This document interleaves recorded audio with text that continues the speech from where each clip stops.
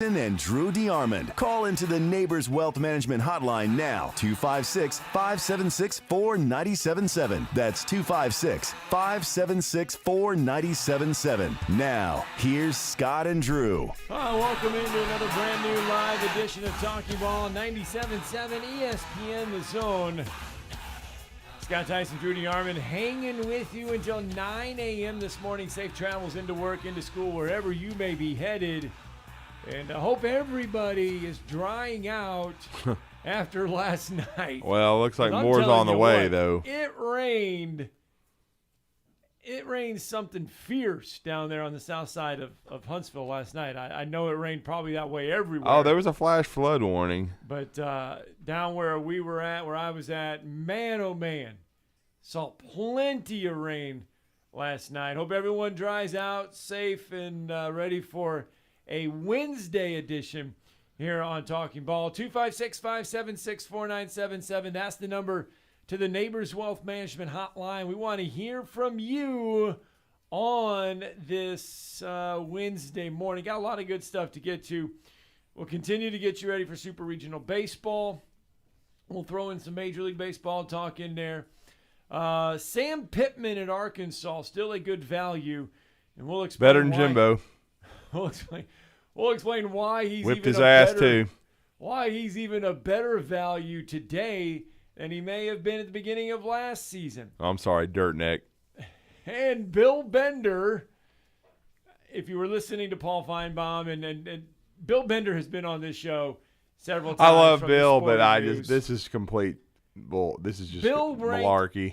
Every 131. Now, first of all, you got to give him props for doing this. No, I understand, and he's done that. We've talked about it with him before in years past, but you can't Yes. have Dirt Neck in the top 10. He ranked every college football coach, all 131 Division I college football coaches, and ranked them all from 1 to 131. And I bet you cannot guess who is number one. Well, that's Nick Saban. I think that's a pretty obvious choice.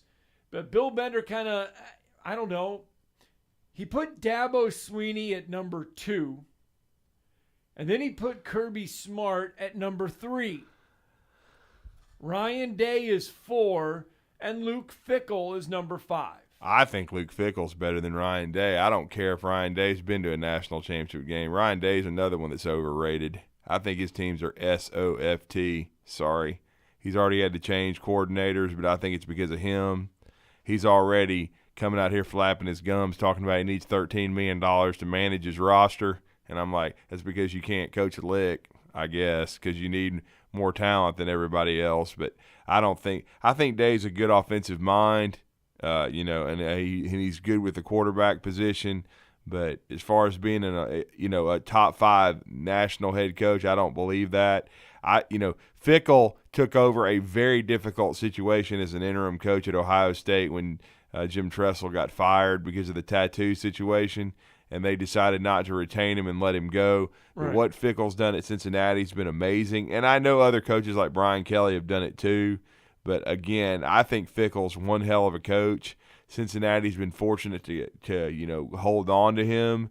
And now that they're going to the Big 12, maybe they can hold on to him longer. But he got his team to the playoff. I know Alabama whipped them, but there was a huge talent differential. But he's still done more with less, and I would rank him ahead of Ryan Day right now.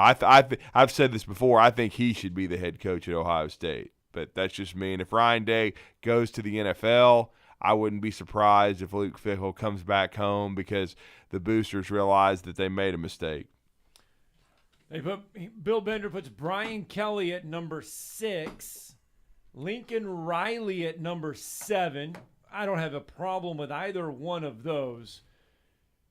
Number 8 is Jimbo Fisher, 9 Jim Harbaugh, and 10 Kyle Whittingham of Utah. Whittingham's always been underrated. Harbaugh finally slayed the dragon known as Ryan Day, but he's never come close to winning a championship, even though he got to the playoff. They got eviscerated by Georgia. And I'm just talking about the here and now, and I've been as critical of Kirby Smart as anybody. I know Dabo's won multiple national championships, but Clemson wasn't very good last year. He's lost a lot of assistant coaches. I would rank Kirby behind Nick Saban, probably then Dabo, because you still got to give him some equity. He still got to a bowl game. Is that a toss-up, though, Kirby and Dabo? I mean, could you put 2, 3, I 3, guess 2? you could say that. that. There's really not much difference between 2 and 3 and 3 But and there's 2. no way I can put a coach in the top 10 that Ed Ogeron beat last year. Okay, I can't do that. Okay, let me just read you these numbers first.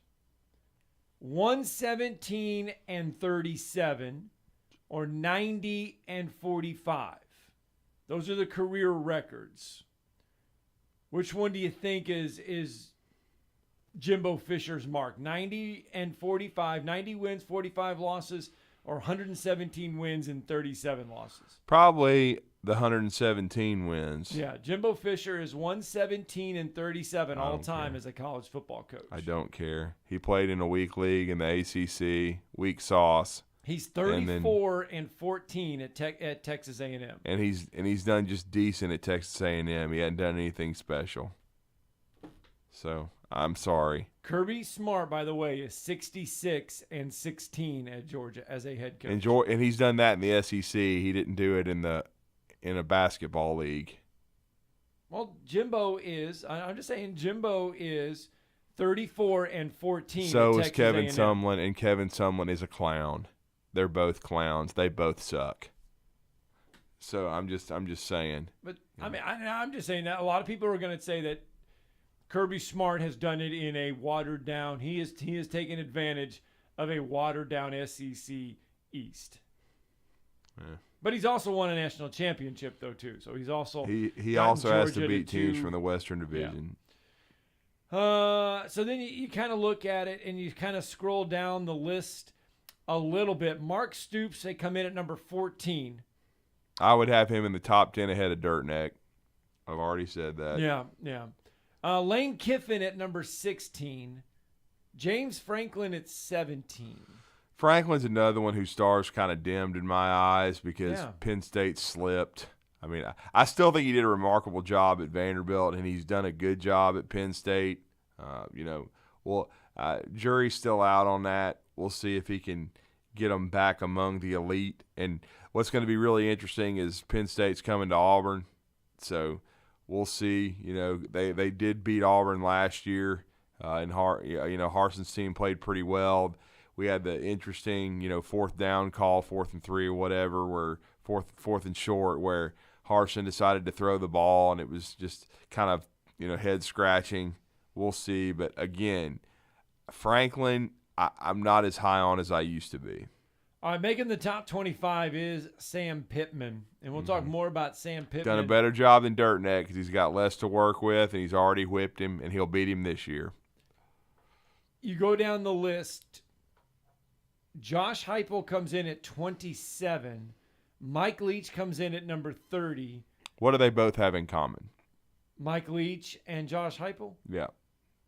All I'd say is that Heupel would have beat Dirt Neck last year, and Mike Leach did.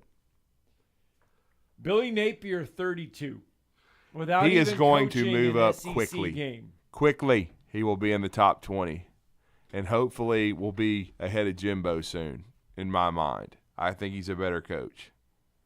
Don't care what fluke national championship dumbass won. Shane Beamer, really care. though, is 33. Billy Napier, 32. Any problems with putting Napier ahead of Shane Beamer?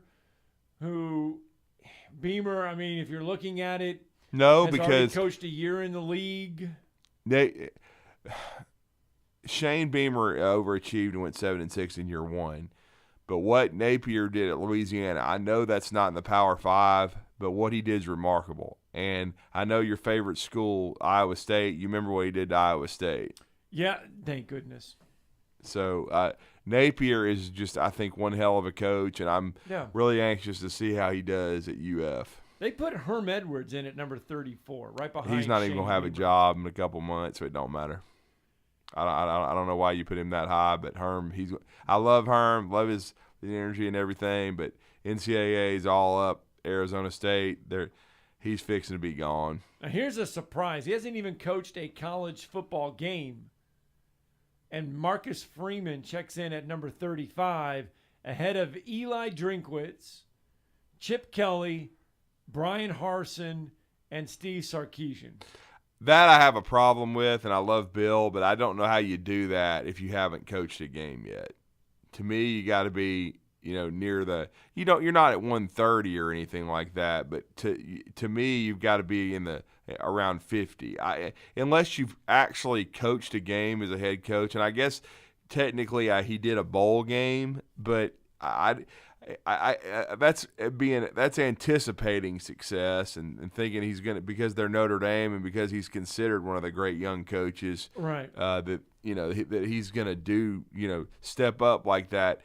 I still couldn't do that until I saw the product on the field for a whole season. I don't think you can do that. But of course, I mean, think about it. A couple years ago, Ed Ogeron would have been way up there, and we all know how that turned out. He crashed and burned and couldn't run a program year to year. Yeah, Steve Sarkisian checks in at number 41. He's getting paid an awful lot of money. There are very, very few elite football coaches that know how to run a program and do it.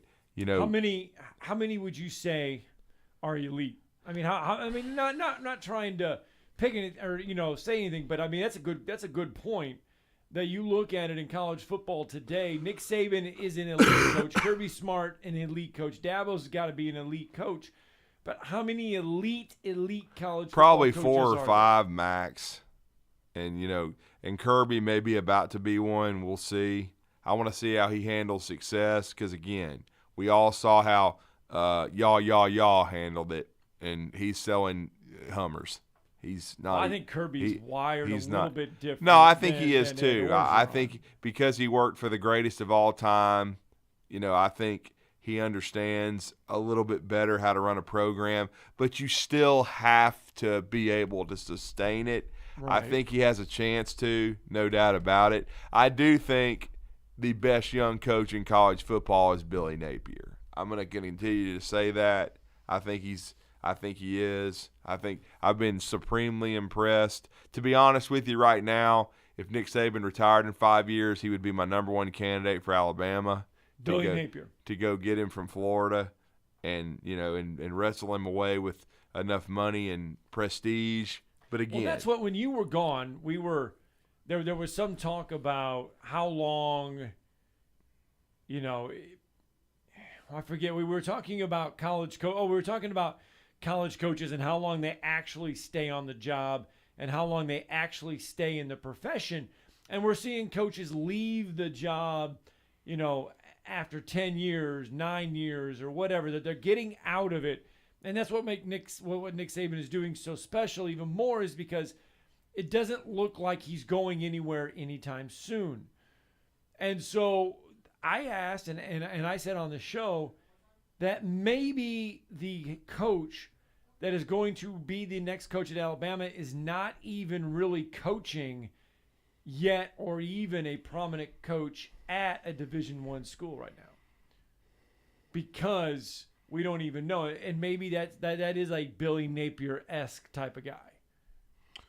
I mean, we'll see. I mean, and Marcus Freeman may be one. I mean, he's a guy that I was extremely impressed with as a defensive coordinator at Cincinnati. He went to Notre Dame last year. They were good on defense. I was a little bit surprised he got the Notre Dame job, but of course I didn't expect Brian Kelly to leave for LSU, but he did. I thought that maybe Luke Fickell would end up at Notre Dame, but he didn't. But I'm not saying Fickell's an elite coach yet, but I've been really impressed with what he's done. And I think, he's probably done the second best job at Cincinnati, or right up there with Brian Kelly, those two.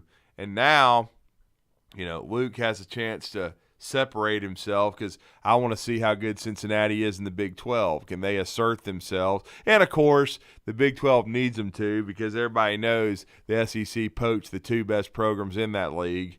And so that'll be Oklahoma and Texas. So, again, but I do think Fickell's elite. But if I'm a a Cincinnati Bearcat fan. I'm keeping my eyes closed. Now, Fickell did not go to Michigan State. And that kind of surprised me. I thought he might end up there, no doubt about it. But he knew, obviously, I think Cincinnati was going. But I guess, he wasn't as convinced how committed Michigan State is. And then that's another one, Mel Tucker. He's done a remarkable job so far at Michigan State, and he could keep moving up quickly, no doubt about it. Well, they have Mel Tucker at number 22. Yeah. Mel Tucker's 18-14 as a head coach, 13-7 in the Big Ten. All right, Gary's with us on the Neighbors Wealth Management Hotline. Good morning, sir.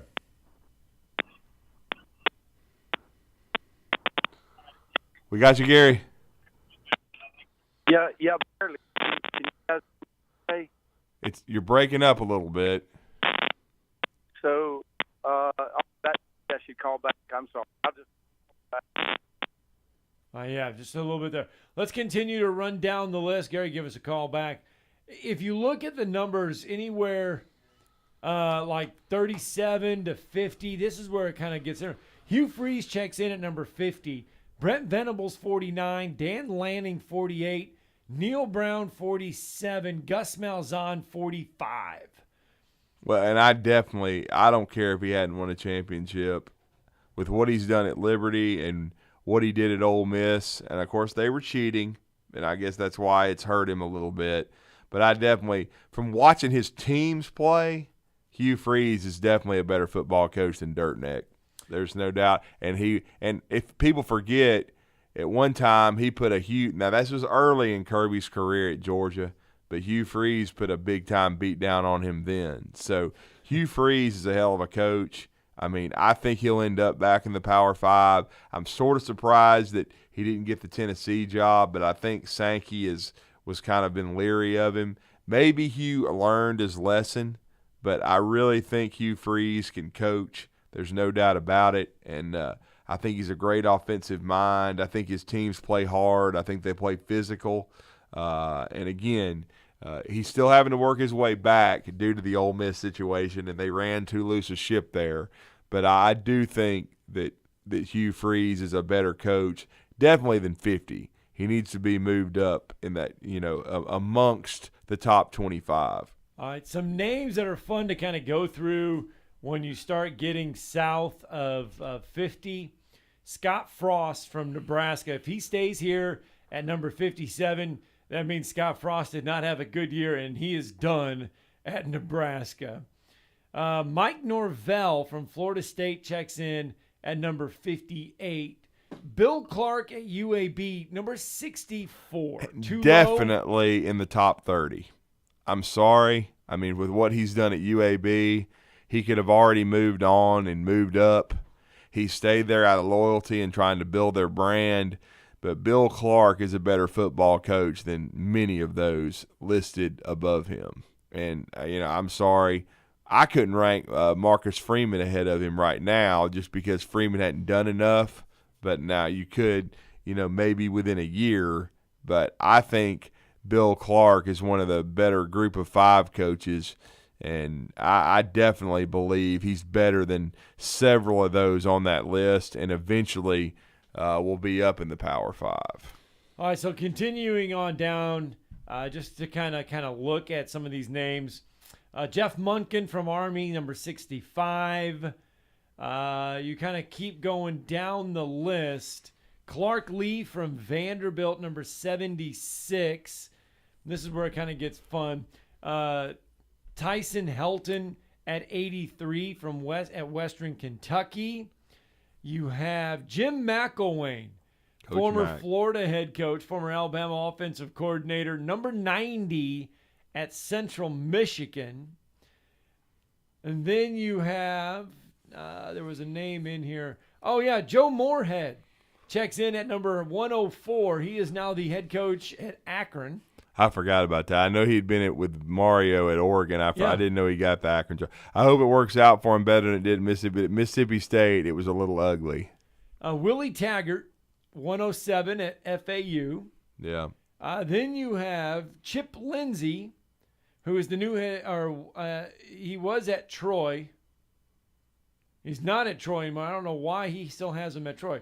He still has Chip Lindsey at Troy. Well, that's actually our boy, yeah. John Summerall. So I don't know where he doesn't have Summerall on this list. So he people will know John's name hopefully soon. Rhett Lashley, who's SMU. at SMU now, is at number 114.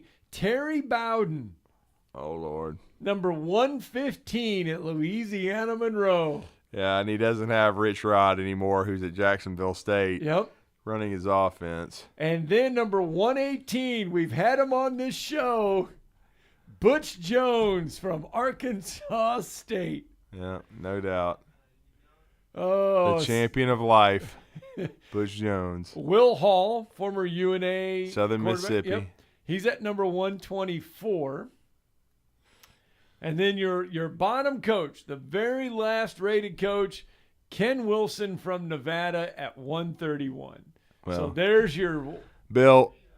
your We've list. got to get John Summerall fixed here. We've got to get that one done. Yeah, because it's not Chip Lindsey at 112. So, all right, Bama Bino with us now on the Neighbors Wealth Management Hotline. Good morning, sir. Good morning, guys. How are you? Morning, sir. I just, I lost focus there during the spring and all. What are we looking at in Alabama on our offensive line? What are we dealing with there?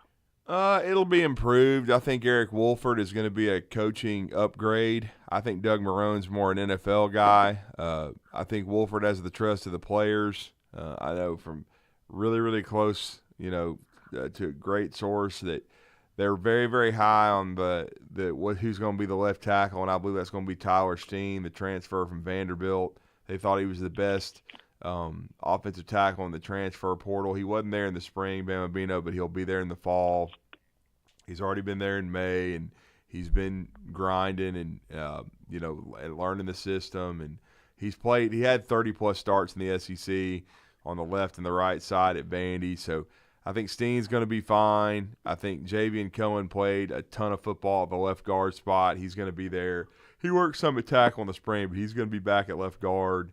The one battle you've got left is Darian Dalcourt and Seth McLaughlin at center. McLaughlin finished the last third of the year at center, and Dalcourt was injured and kind of lost his job a little bit. But Dalcourt's had he wasn't healthy for the spring, but he's been working hard. He was there all May. He's been working in the weight room, working with the guys, watching a lot of film. I know he's impressed Wolford, so that'll be a nice battle there. And then the right guard will be Emil Ekior, who also missed the spring, but he should be healthy.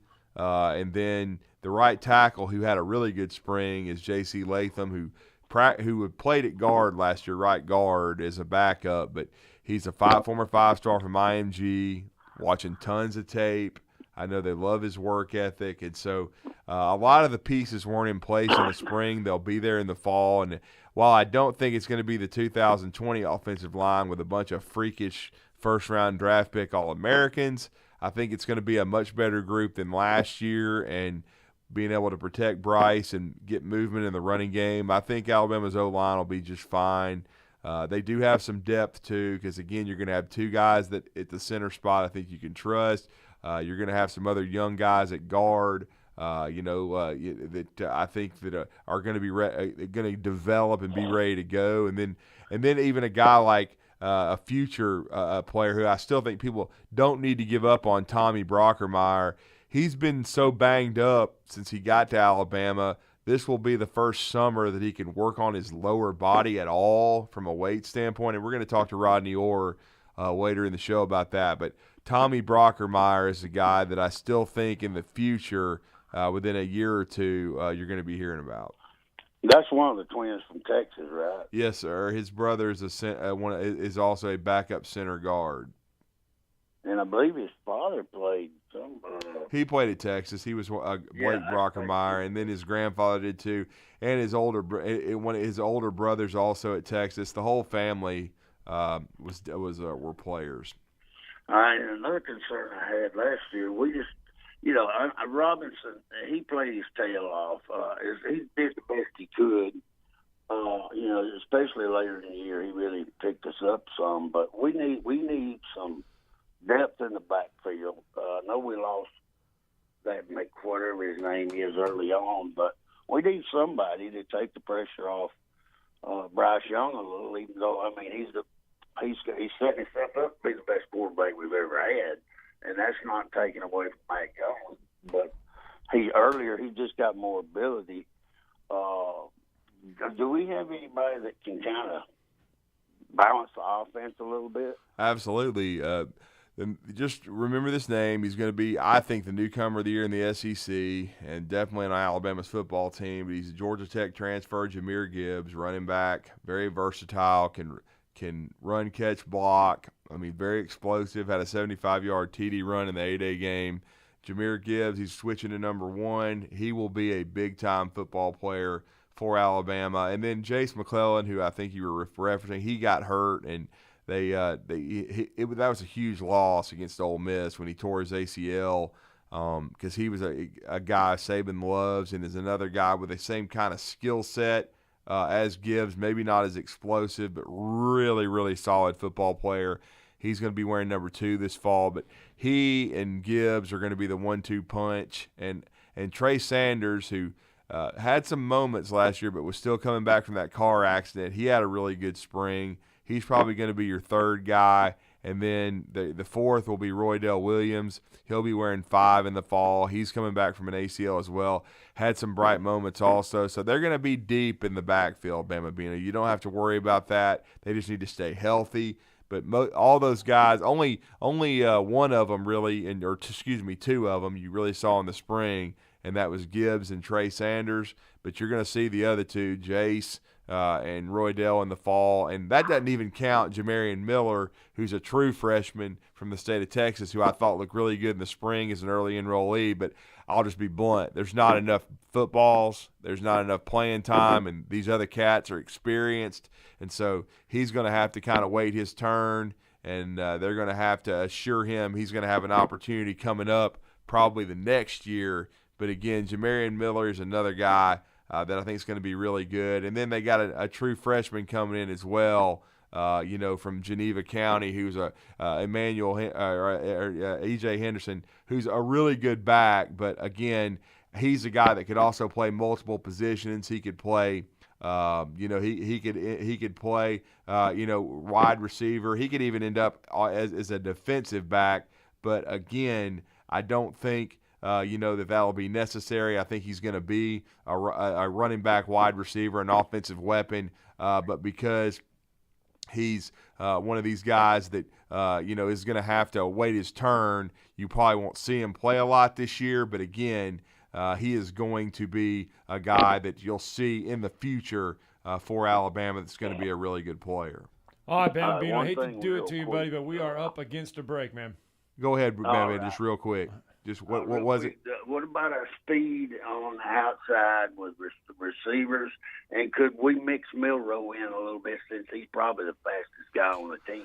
They might be able to mix him in, Bama Bino. You never know. I create a package for him. He is very explosive. You're right about that. But again, and Jermaine Burton and Tyler Harrell, the 2 transfers. Jermaine went through the spring. He transferred from Georgia in the portal. Harrell came in, was not there in the spring, but he came from Louisville, and he's an explosive guy. But those are the 2 guys that you need to watch for as far as newcomers at wide receiver. Slade Bolden moved on in the slot, but JoJo Earl, who had a few issues with catching the football, is another guy to watch for in the slot, and Christian Leary as well, who had a good spring. So those are some wide receivers to watch. All right, we're taking our break now. Sorry, we got to go. I'm sorry, Bambino. Let's get that break in, bud.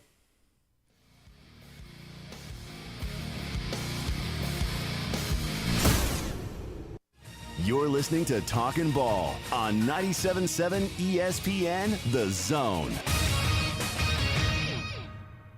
We are dealing with a heavy traffic load this morning, but the only problem we've heard of was a traffic signal malfunction. 4 Mile Post in Whitesburg, HPD was out there directing traffic till they can get that one back online and functioning properly.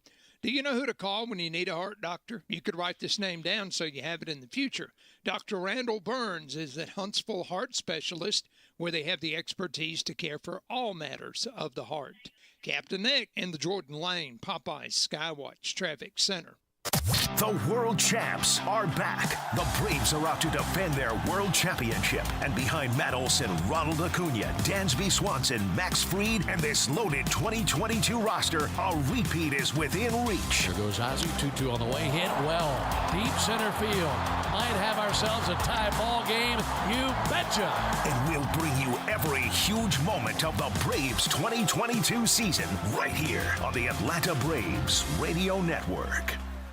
I'm attorney Gary Lackey. You know, you'll hear people say we're like a family, but here at the Lackey Law Firm, that's really true, not just a saying. I'm Justin Lackey. With my father and my sister, we have a special connection to each other. I'm Jennifer Lackey. At the Lackey Law Firm, when we take on your case, you become part of our family. You really do. And we'll always do whatever it takes to get everything you deserve. If you're injured, you worry about getting well, not about paperwork or insurance companies or figuring out how to get to your lawyer's office. I'll come to you. We worry about your case so you don't have to. When you've been injured, we know that your case is probably the biggest thing going on in your life. More important than almost anything else. And it's important to us too, for one simple reason. Family takes care of each other, and at the Lackey Law Firm, we'll take care of you. The Lackey Law Firm. The Lackey Law Family. 1-800-4RIGHTS. No representation is made that the quality of the legal services to be performed is greater than the quality of legal services performed by other lawyers.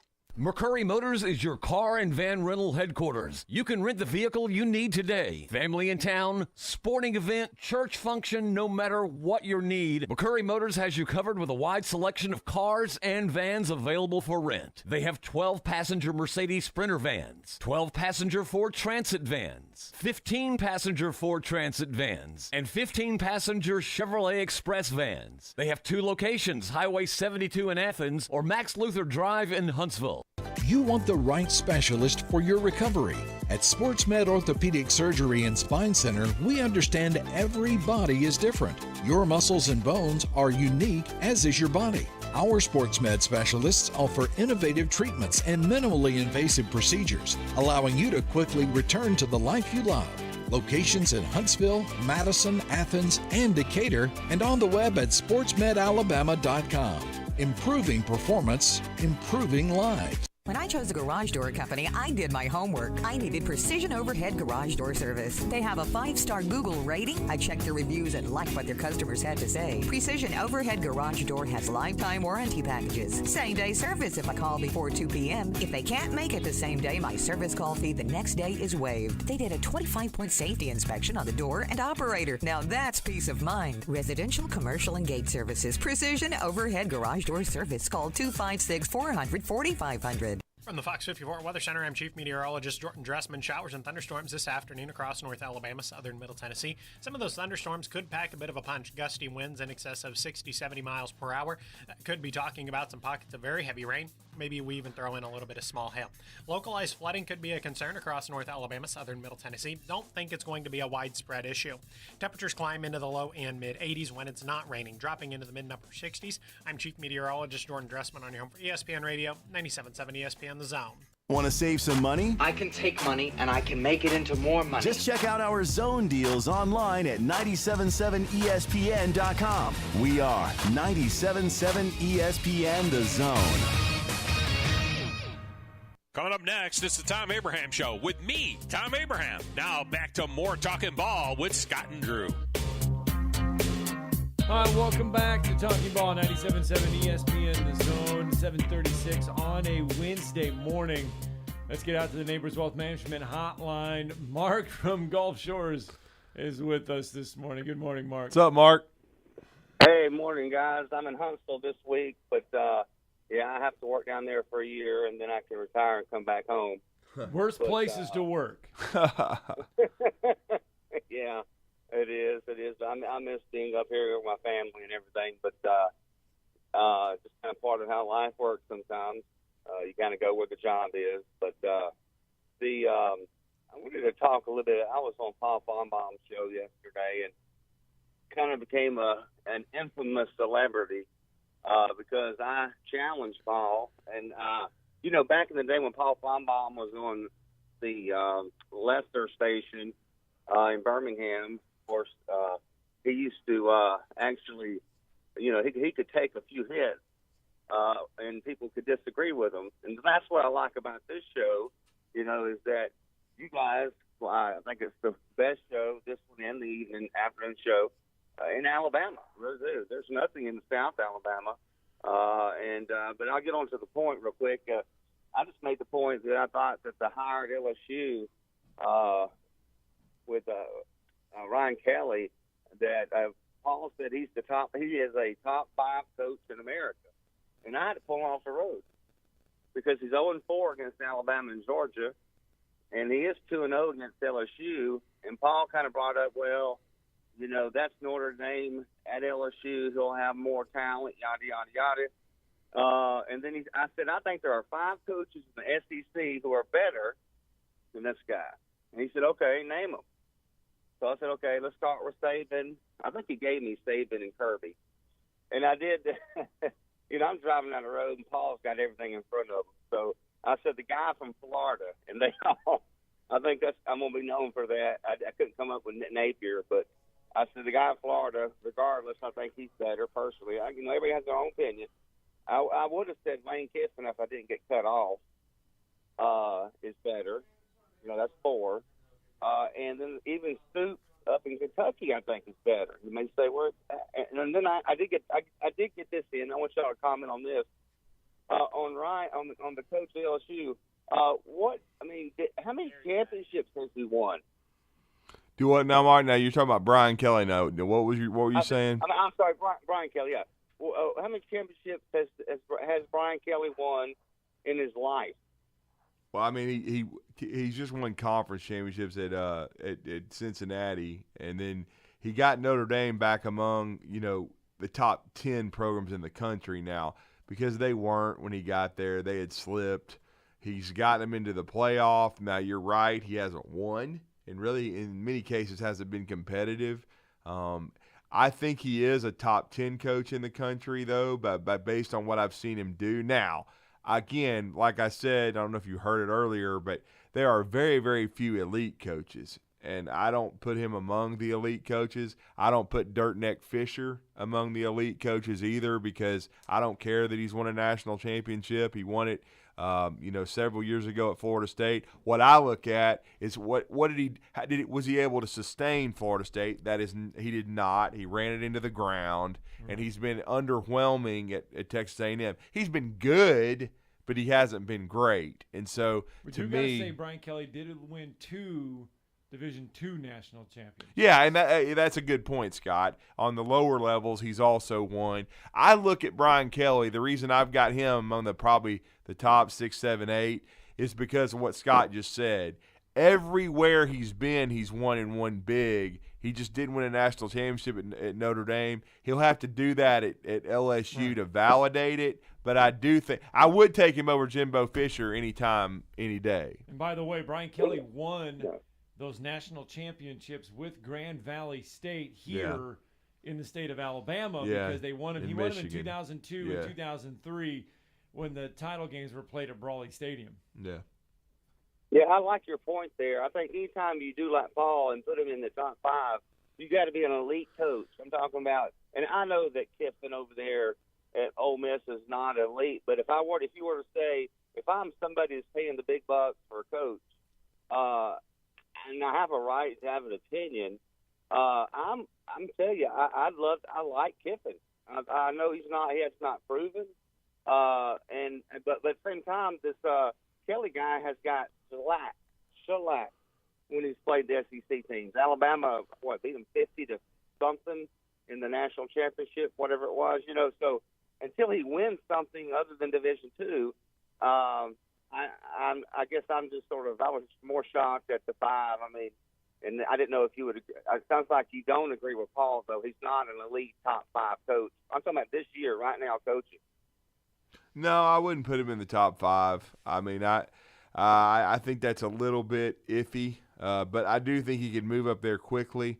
I do think one of the fastest rising coaches, which I agree with you, I think he's going to move up quickly. He's not in the top 5 right now, but he's going to move up into the top 20, 25, really top 15 for me is Billy Napier. I do think he's going to be a pain in Kirby's ass.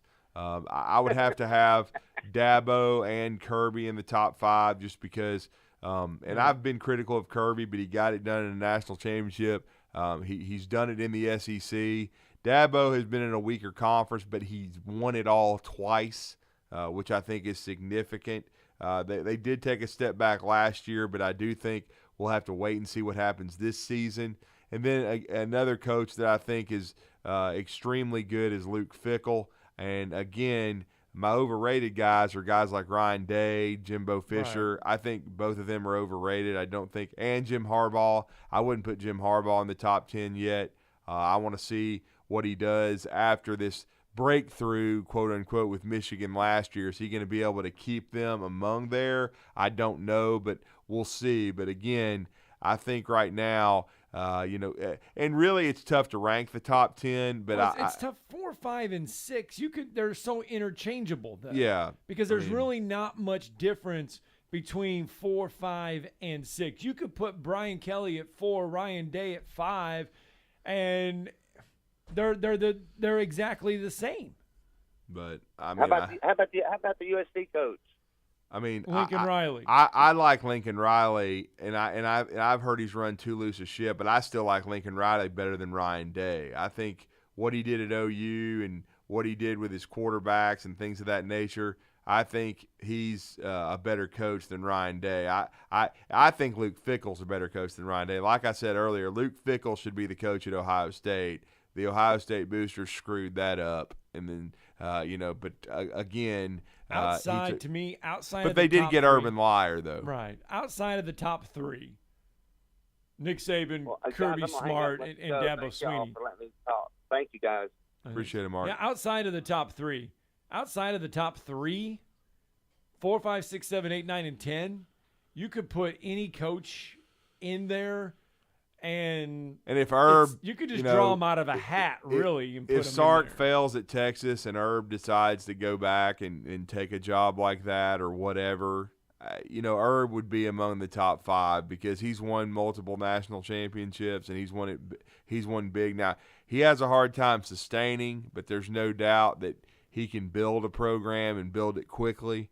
He's a better coach definitely than Ryan Day. He's a better coach than Dirt Neck. He's a better coach than Brian Kelly. He's a scumbag as a person, in my opinion. Right. But I'm not a big Urban Meyer fan as a person, but he is one hell of a coach and a Hall of Famer, and so he would jump right back up there if he gets back into the college game. Now he hasn't. I thought he might end up at USC. He didn't take that job. I don't think he does. But he's he flamed out in the NFL because I'm not surprised. I mean, when you're talking about having to coach grown ass men and guys that make more money than you and have a competition to decide who gets cut. And he didn't have a clue how to coach an NFL team, but he does on the college game. All right, let's get a break in really fast. When we come back and wrap up hour 1 of Talking Ball. Quick break.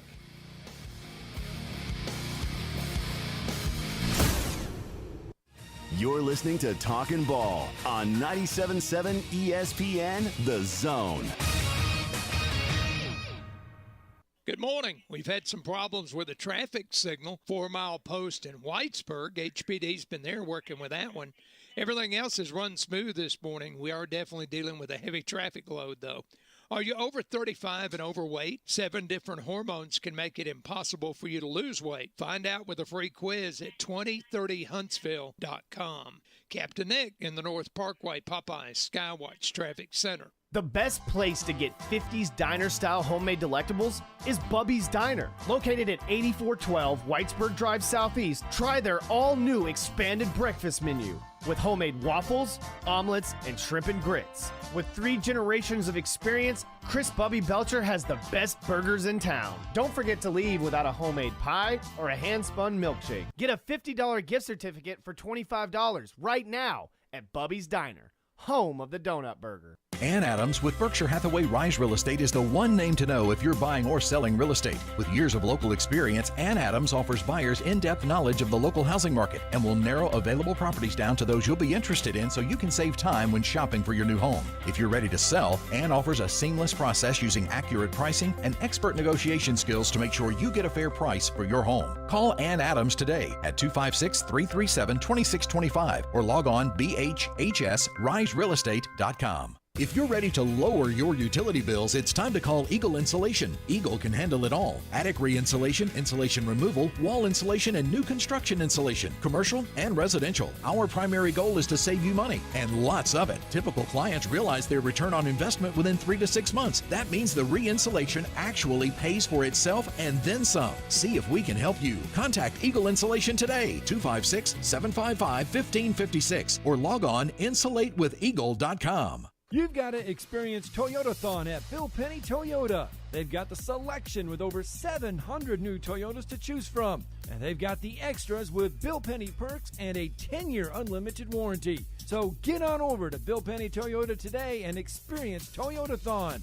Bill Penny Toyota in Huntsville and online at BillPennyToyota.com. Bill Penny's Toyota 10-year unlimited warranty is valid through the 10th year of ownership. Valid on new vehicles only. See dealer for details. With a new face at first and some of the best arms in the National League, this 2022 Braves team is loaded up for another run at the crown. Swung on, hit high and deep to center.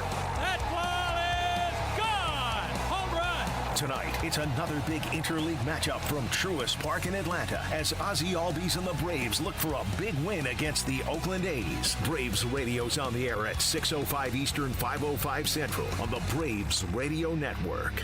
From the Fox 54 Weather Center, I'm Chief Meteorologist Jordan Dressman. Showers and thunderstorms this afternoon across North Alabama, southern Middle Tennessee. Some of those thunderstorms could pack a bit of a punch. Gusty winds in excess of 60-70 miles per hour. Could be talking about some pockets of very heavy rain. Maybe we even throw in a little bit of small hail. Localized flooding could be a concern across North Alabama, southern Middle Tennessee. Don't think it's going to be a widespread issue. Temperatures climb into the low and mid-80s when it's not raining, dropping into the mid-upper 60s. I'm Chief Meteorologist Jordan Dressman on your home for ESPN Radio, 97.7 ESPN The Zone. This segment of Talkin' Ball is brought to you by University Kia, the #1 volume Kia dealer in the state of Alabama. Located online at universitykia.com. Hi, welcome back. Talking Ball 97.7 ESPN The Zone. The heat is definitely on, and the heat is on for 6 coaches that are going to be on the hot seat. We've talked about the top 131 coaches when you rank them. These bottom 6 are coaches that are probably going to be feeling the heat. Scott Frost, Herm Edwards, Chip Kelly, Mike Norvell, Scott Satterfield at Louisville, and on 3 puts Brian Harsin in that equation. Completely different topic from what we've been talking about all morning, but just putting that out there. Let's go out to the Neighbors Wealth Management Hotline. Shane Sean with us on a Wednesday. Good morning. Morning. Morning, Shane Sean. Hey, y'all brought this into subject about Urban Meyer, and yes, he is a good builder of a program, but if he was to ever come back to college, if he was to ever to take the Texas job or wherever, do you think that he would have any kind of success after everything that happened in the NFL? Do you think any of the parents or players would want to play for him? Yes. Yeah, on the college level, yes. I don't. I think he ruined himself as a coach. I really do, period. There was too much publicity and too much stuff. Everything was negative. You never heard a good thing about him. I think he's pretty much washed himself out of the game completely as a coach. Lou Holtz didn't. Steve Spurrier didn't have a great tenure with the Washington Redskins. Redskins. Steve Spurrier, yeah, that's another good point. Steve Spurrier, Lou Holtz, all these cats. Steve Spurrier didn't have all this.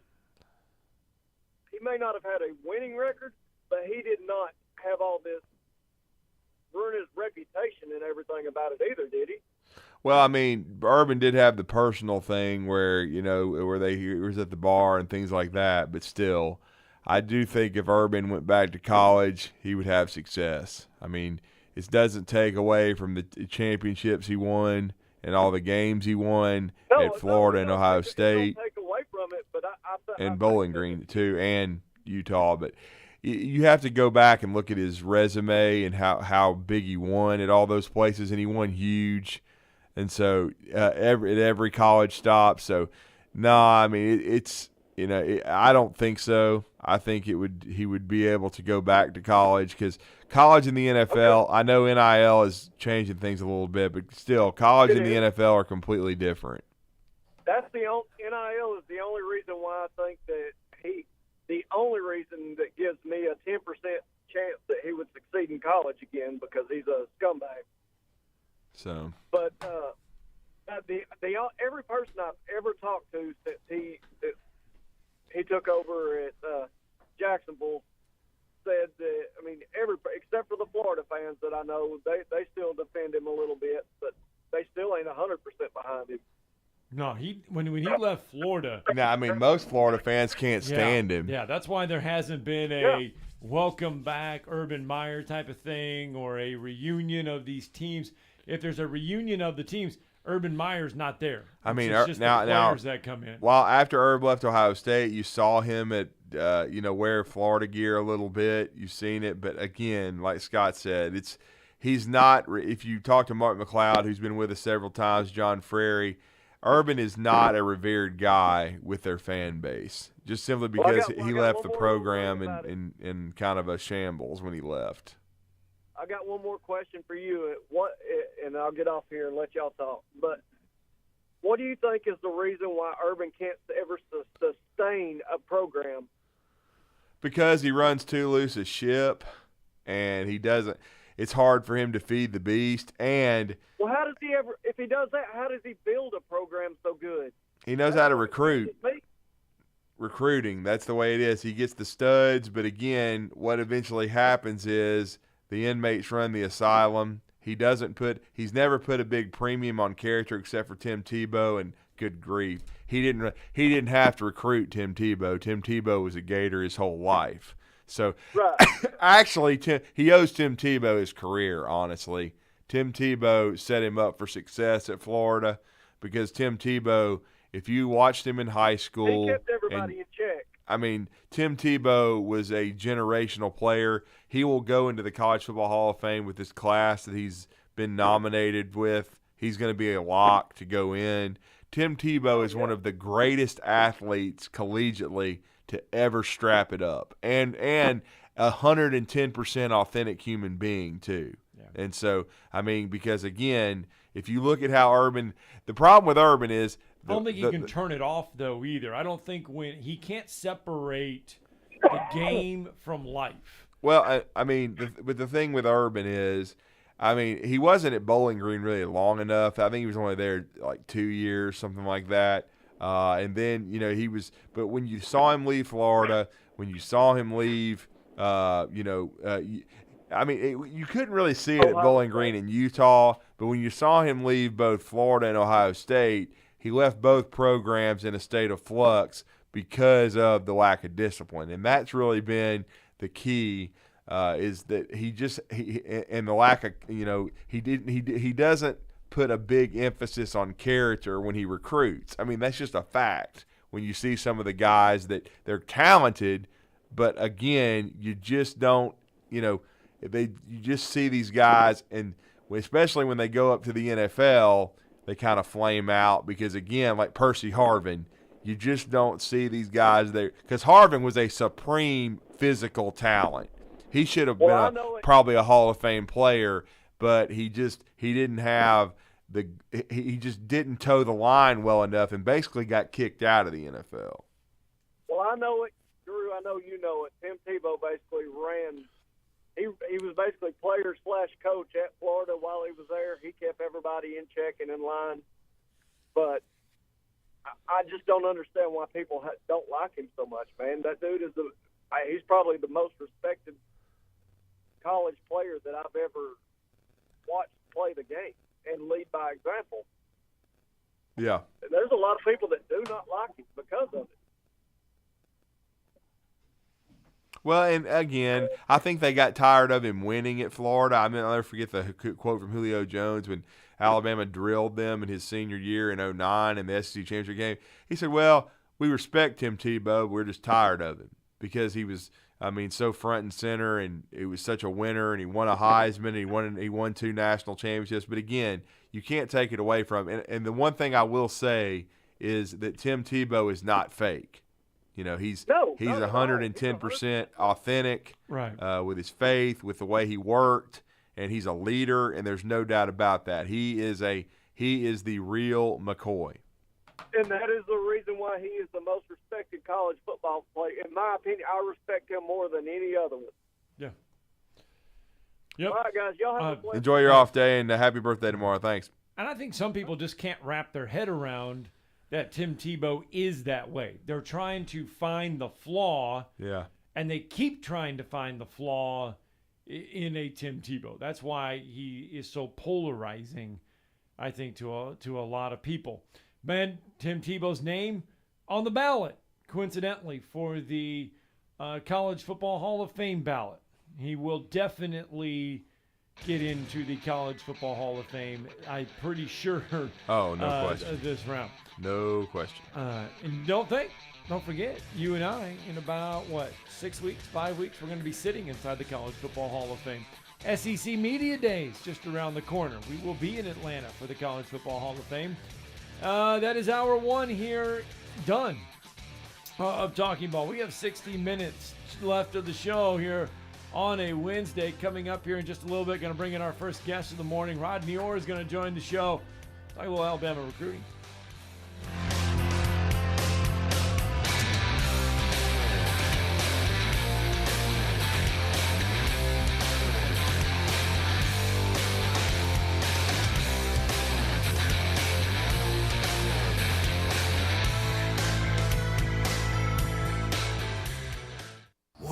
Greg's up. He's never up this early.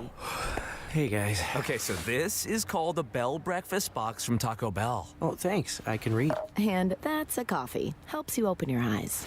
And that's a breakfast burrito. You can start from either end. You guys always this condescending in the morning? Pretty much. Wake up with the new $5 Bell Breakfast Box, filled with a grande toasted breakfast burrito, hash brown, 2 Cinnabon Delights, and a coffee. At limited participating Taco Bell locations near you during breakfast hours only. Contact local store for prices, hours, and participation, which vary. Tax extra. Drinks excludes freezes. Tom Luganbill here for my friends at Woody Anderson Ford. Bobby White and his team take great pride in their service department, and you can see it the moment you walk into those beautiful new service lanes. And just like a championship team, they all work together to make sure your experience is second to none, whether you drive a Ford or not. Also, check out the gold certified pre-owned inventory at Woody Anderson Ford for great deals every day.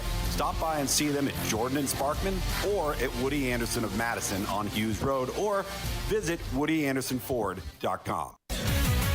WZZN, Union Grove, Huntsville, Alabama. 97.7 ESPN, The Zone.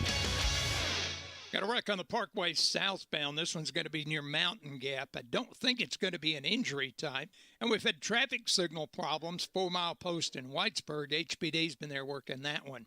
Snelling needs an accounts receivable specialist with QuickBooks experience. Snelling, how Huntsville's best companies hire talent. Huntsville.snelling.com. Captain Nick in the 72 and Jeff, Popeye's Skywatch Traffic Center. From the Fox 54 Weather Center, I'm Chief Meteorologist Jordan Dressman. Showers and thunderstorms this afternoon across North Alabama, southern Middle Tennessee. Some of those thunderstorms could pack a bit of a punch. Gusty winds in excess of 60, 70 miles per hour. Could be talking about some pockets of very heavy rain. Maybe we even throw in a little bit of small hail. Localized flooding could be a concern across North Alabama, southern Middle Tennessee. Don't think it's going to be a widespread issue. Temperatures climb into the low and mid 80s when it's not raining, dropping into the mid and upper 60s. I'm Chief Meteorologist Jordan Dressman on your home for ESPN Radio, 97.7 ESPN The Zone. This is Brent Musburger's VSiN Action Update on 97.7 ESPN The Zone. Heads up, sports bettors. Right now you can try VSiN All Access free for 30 days with no credit card required. Visit vsin.com/free month to sign up now. Braves hosting the A's in Game 2 tonight. Ian Anderson set to get the start for Atlanta at -238 on the money line. Oakland at +200, the over-under at 9. Braves took Game 1 on Tuesday 3-2. Dustin Johnson announced this week he has left the PGA Tour and joined Phil Mickelson and others on the LIV Golf Tour. The inaugural LIV Golf Invitational tees off from London Thursday, with Johnson the favorite at +400, Louis Oosthuizen at +900, Mickelson the 8th best odds to win at +2200. Warriors and Celtics in Game 3 of the NBA Finals tonight in Boston. Golden State the favorite in games 1 and 2 at home. Now a 3.5-point road underdog. The over-under at 212.5. I'm Trey Westerberg, 97.7 ESPN The Zone. Log on today, 977ESPN.com.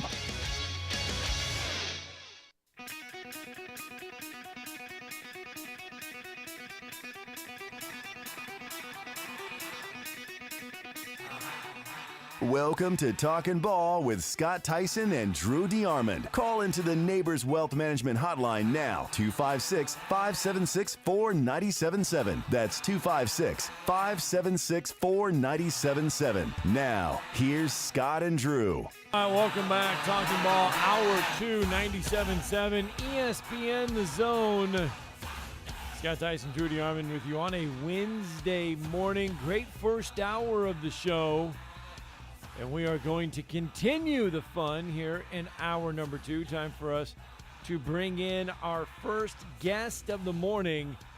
And we've talked about a lot of college football coaching, a lot of college football itself, but now we're going to dive a little bit deeper because while you may not think there's a lot going on right now because there's no games, no practices, it is a busy time all around college football because camps are opening up, guys are taking those visits to these camps and the practices and all that kind of stuff. Visits, even official visits. Yeah, well, because the NCAA is now letting them do that. Yep. You know.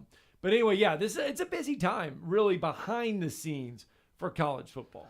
It is, and our next guest is with us, a great friend of the show. I contribute to his longtime website since 1996, really the preeminent source for accurate Alabama Crimson Tide information. He's been doing this for a long time. He's as trusted a source as there is, and the founder and owner of TiderInsider.com, Rodney Orr, has joined us once again here in Huntsville on the Neighbors Wealth Management Hotline to talk some ball. Rodney, you're with Drew and Scott. Good morning. How are you? Good morning, Drew and Scott. How are you guys? We're good. Thank you for joining us. We appreciate it.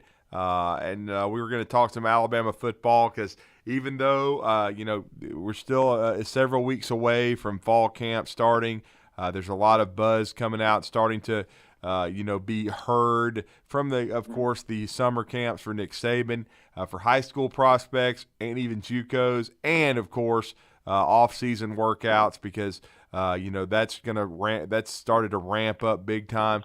And I know you've heard a lot of buzz. We had Bama Bino call in from Sand Mountain. He's a huge Alabama fan. He was wanting to know about the offensive line. I kind of tried to explain to him where it's at, but I know you've heard some buzz. And for those folks that maybe are just joining us in hour number 2, just talk about some of the buzz you've heard from Alabama's offensive line, because I think going into fall camp, that's probably going to be the most discussed area because of the struggles last year up front. Yeah, well, I think the good thing is obviously you start in the middle and you have a very solid core.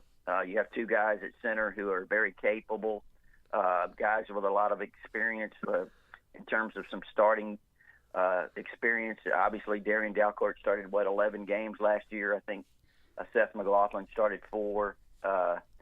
So I think that's where you start. And then at the right guard, you have a guy, Emil Ekiyor, who I think he's an all-SEC type player, maybe even an all-American type player. And then the left guard, obviously Javian Cohen started every game at that spot last year. I think he's a guy that has outstanding potential.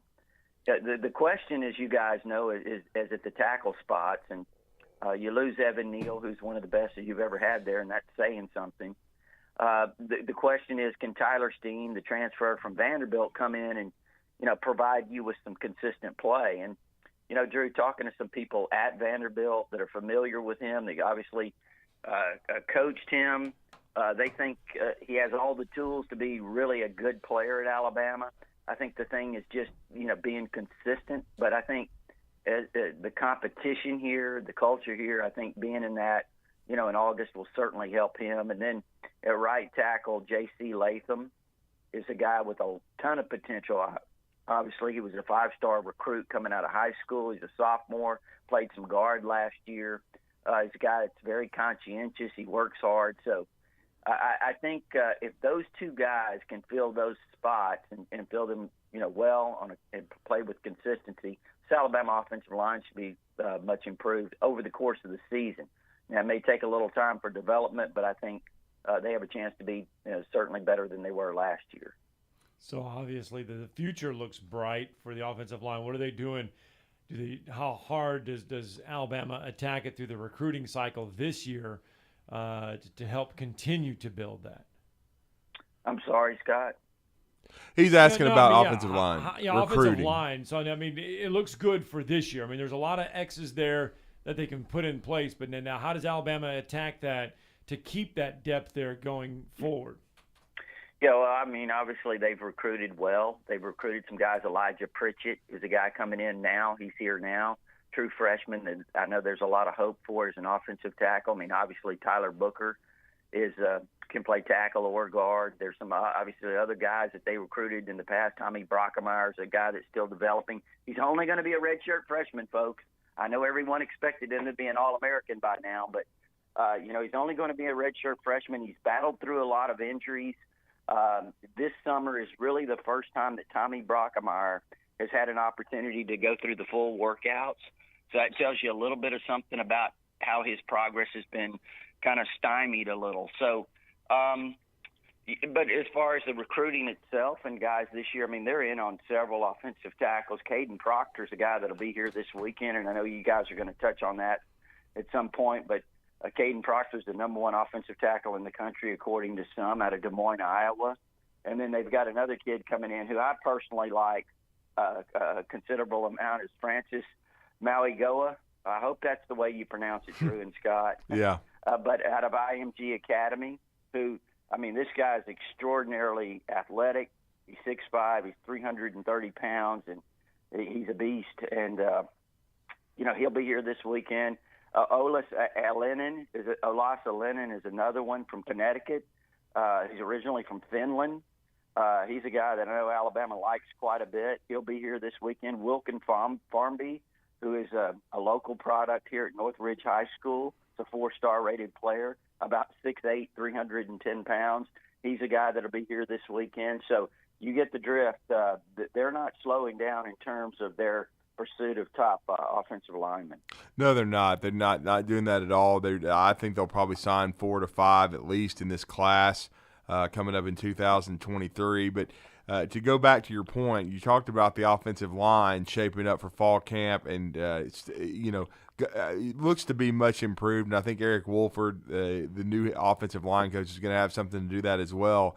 But I think you could argue, Rodney, to me, I know they didn't win it all back several years ago, but as deep a front seven as I ever remember at Alabama was that 2016 group as far as defensive line and outside backer. This group, though, coming up in 2022 could rival that, at least from what we're hearing and what we saw in the spring. Yeah, I think in terms of depth, you may be right, Drew, and we'll see how they develop. But, I mean, obviously you've got probably, I think, based on what I'm getting, the feedback I'm getting, that the coaching staff feels like they've got at least 4 to 6 guys on the interior alone who can contribute or get into the rotation. That'll take you back to 2015 and 16, like you mentioned, in terms of the numbers. So I think they feel really good there. Obviously, they have some other guys, that have been around. Justin Aboibe, Byron Young, outside at ends. Mm-hmm. So I think they feel really confident with their front group. They got some younger players behind them, and then, of course, you got the 2 best pass rushers in the country, in Dallas Turner and Will Anderson. So I think they feel, obviously really, really good about that. And then on the inside, at inside backer, I think Henry To'oto'o coming for his second year. This is really big for him. Led the team in tackles last year. He's a great signal caller for the defense. And then Jalen Moody's a guy that's kind of a fan favorite. Everybody's been wanting to see Jalen Moody for the last 4 years. And now he's got his opportunity. He's got, when he's filled in for Christian Harris, he was a guy that made a lot of plays. So feel really good about that. And they've got some young players behind them. Deontay Lawson at inside linebacker, I think he's a future star. So you're right, Drew. It sounds like a really, really talented, potentially really good front seven. Well, and I will say this, Rodney. I think what could even separate them in 2016, I don't know that they've ever had as much talent. And you talked about Will Anderson and Dallas Turner. It's the best combo I think we've seen, without a doubt. But the depth behind them is significant. You're talking about behind outside linebacker, yes. Yeah. Sure. I mean, Chris Braswell, and I should have mentioned him. I mean, I've talked to two people here in the last couple of weeks said Braswell had the best spring of any defensive player on the team. I mean, he's a guy that I think when you look at it, they're going to get him in the mix with those two. Could get them in packages together, all three of them. So I think that's going to be a guy to really keep an eye out on is Chris Braswell. They've got some young players, obviously outside that I think have chances to be really good as well. Some young players that they've recruited. Keanu Coote is one that he was injured last year as a true freshman. But keep your ear out for Keanu Coote in the future. I think he's a guy that's worked really hard. He's added about 30 pounds. He's up to about 235 now. Eventually, he's going to get his chance, and that's a guy that I think could be a real impact player down the road. Mm-hmm. No question. And like I said, Ryan Anderson and Tim Williams may have been the best combo, but I think Dallas Turner and Will Anderson are going to take that over. But then the depth behind them, Quandarius Robinson's development as well. He's come back from some issues off the field to be have a chance to be a really good player. They've just got a lot of depth at that outside linebacker spot. And as you said, Braswell was tremendous in the spring, had 5 sacks in a scrimmage. He's been waiting on his opportunity. So I think that outside linebacker group has got a chance to be special, no doubt about it. The key defensively, though, Rodney, is probably going to be the development at corner, and that's going to be Kool-Aid McKinstry, and Elijah Ricks. And then, of course, inside, I was asked about this on the Chuck Oliver show. You can hear every day here on 97.7 The Zone about the slot corner. I still think Kyrie Jackson's development is big. Mm-hmm. Yeah, it's going to be interesting. Obviously, you've got a lot of talent back there, in my opinion. I think that you mentioned Kool-Aid. I think Kyrie Jackson is going to compete at that one corner as well, really hard with Elias Ricks. You would think that maybe Ricks might eventually win that. What they would do with Kyrie Jackson from there, I don't know. But, you got Brian Branch that works at the star spot, who I think is he's not only a star by position, I think he's a star in the making. I think he's a great player. Then what about Malachi Moore? Had the tremendous freshman year. Guy that can play at that star spot. That's where he played. That's where he was really good, that true freshman year. He can play dime. He can play in the various packages. Obviously he didn't quite have the season he had the year before, but a lot of that, Drew, was due to injury. Then obviously you have the two safeties with a lot of experience in Jordan Battle and DeMarco Helms. And, we really haven't even mentioned a young player that I think could be a budding star eventually. And again, not this year, but a name to kind of look forward to is Terrion Arnold. Yeah. Extremely gifted player, 5-star recruit that'll be a redshirt freshman. He could play corner, which is where he's been. He's been playing corner, Scott and Drew, and a lot of people thought he was going to be a safety, and he may eventually be. But I know right now he's at corner, and he's played really well. So we'll see where he ends up. And then also one of the really bright spots of the spring was really encouraging was the emergence and development of Christian Story at safety. He's a guy that I think eventually he'll be a guy that could replace Battle or Helms back there on the back end. Rodney, we were asked about this the other day. How good can the running back room be this year? Well, I think Jahmyr Gibbs, the transfer, is got a chance to be maybe one of the most dynamic running backs in the country. He was really good at Georgia Tech and didn't have a lot of help around him. He's just so versatile, and he's so dangerous in so many different ways. Well, you saw him in A-Day game. It's just, he got one crease, and he was gone 75 yards. That's the kind of things that he brings. He's so quick. He's elusive. I mean, he's going to give them something that when they lost Jace McClellan last year. Look, I like Brian. Brian's a really good back. He's a strong, powerful back, but he didn't have those quicks and those quick moves that Jahmyr Gibbs is going to bring, or really even the ability to make people miss like Jace McClellan. So I think those two guys, if McClellan's 100%, I think he's going to be, that's quite a tandem. And listen, I tell you, it's almost miraculous how far Trey Sanders has come since that near fatal car accident that he had in November of 2020, when it looked like his career could be over. And he comes back last year. He really had a solid season when he got his opportunities. At the end, he was an important player because of the depth that had, gotten down to basically Trey and Brian Robinson. So he had a really good spring. And then, of course, you got Roydell Williams is still coming back from his injury. I think Roydell will be fine. But now he was injured a little later in the season, so his rehab is taking a little bit. If you want to say it might take a little longer.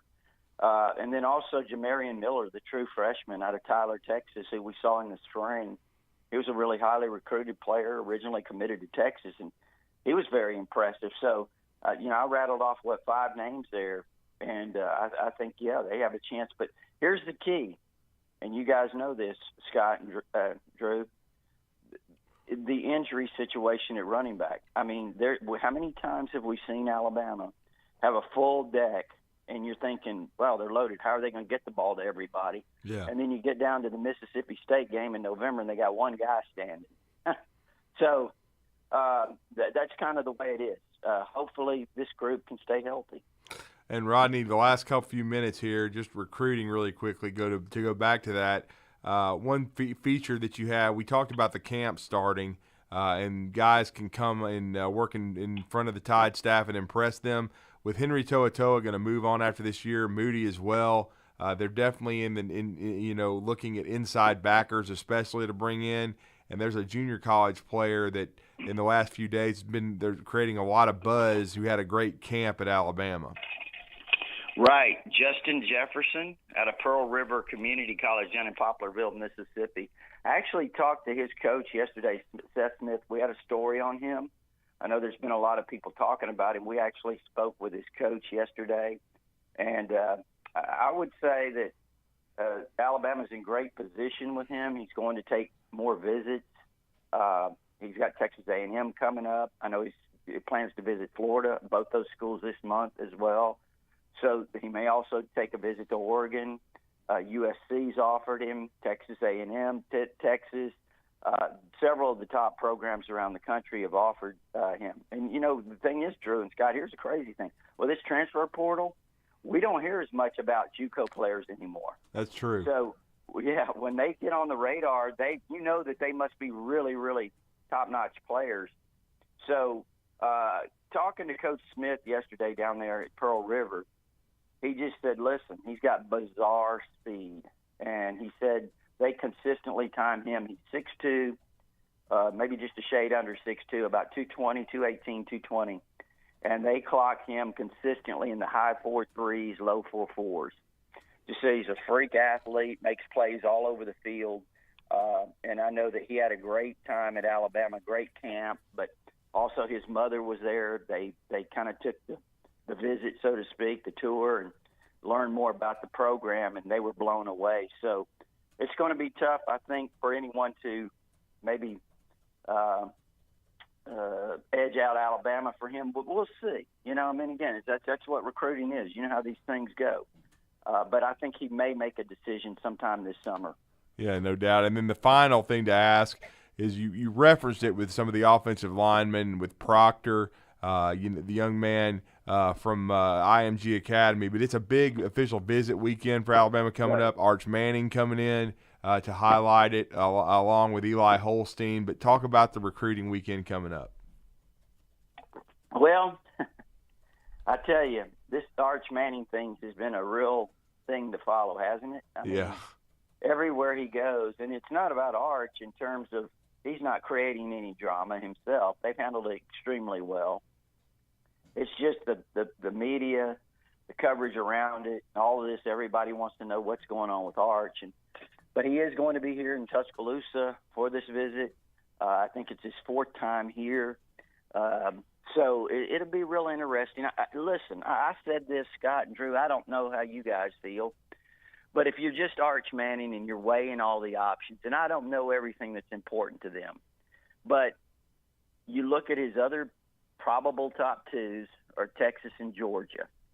And I really think if you lay all the pros and cons on the table, and Arch even said this, there's really nothing you can find wrong with Alabama.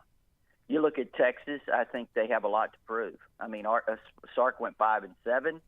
I know they've got a lot of questions over there, and look, I think they have a chance to be pretty good this year.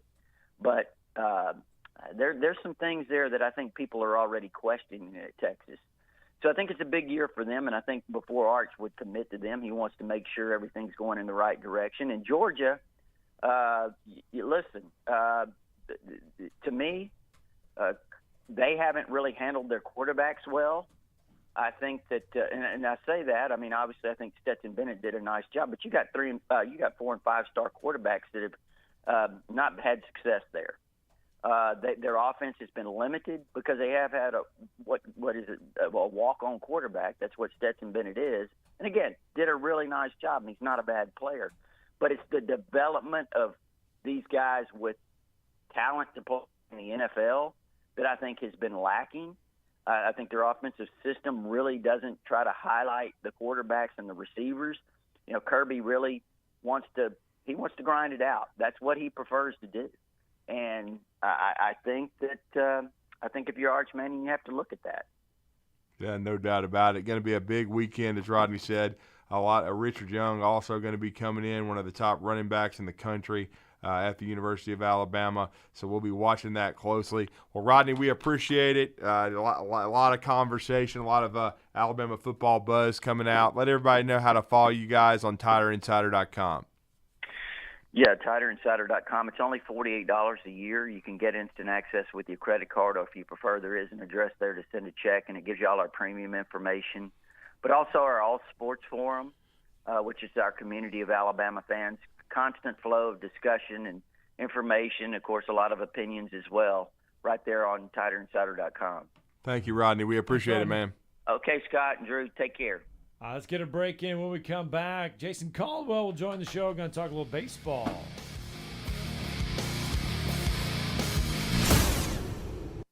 You're listening to Talkin' Ball on 97.7 ESPN The Zone.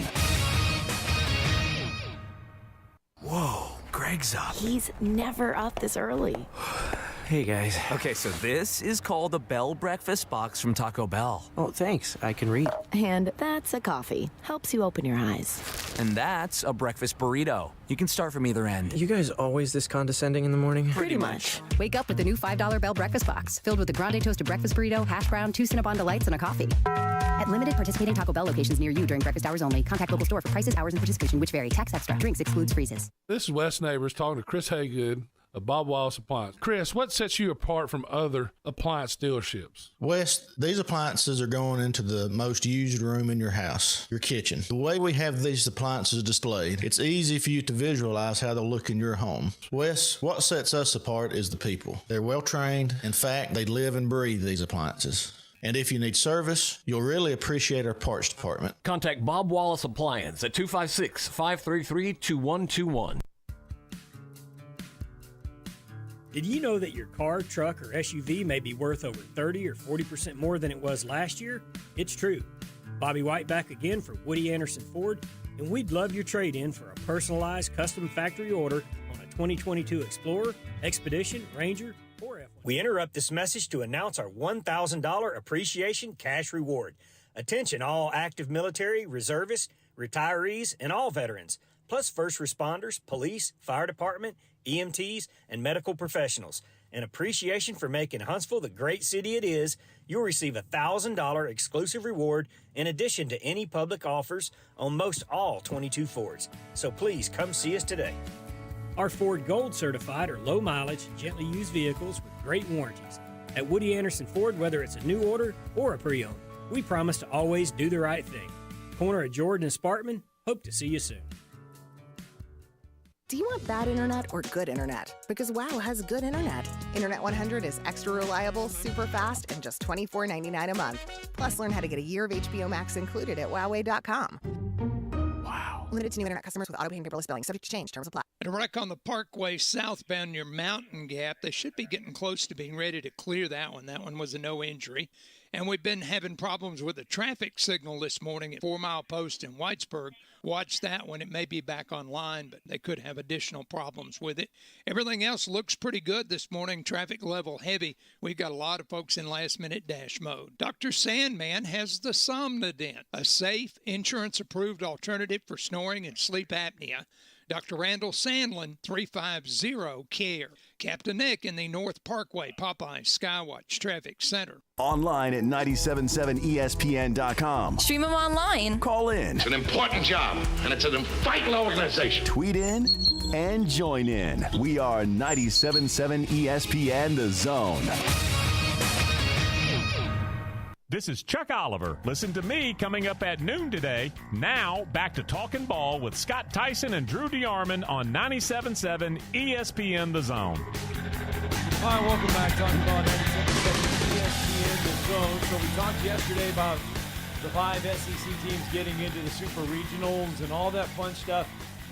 After our show yesterday, the NCAA says, okay, here are your start times. Yeah. And the only bad thing is Vanderbilt could not come through. So that means if you are an Auburn fan or you're a fan of baseball and you want to watch it, you're going to have to, I don't know, maybe not do as much during the day so that you can stay awake at night. Because Auburn on Saturday won't play until 9:30 on ESPN2. On Sunday, you won't be able to see it until 9 o'clock that night. And then if they need it on Game 3, they haven't put that time out yet.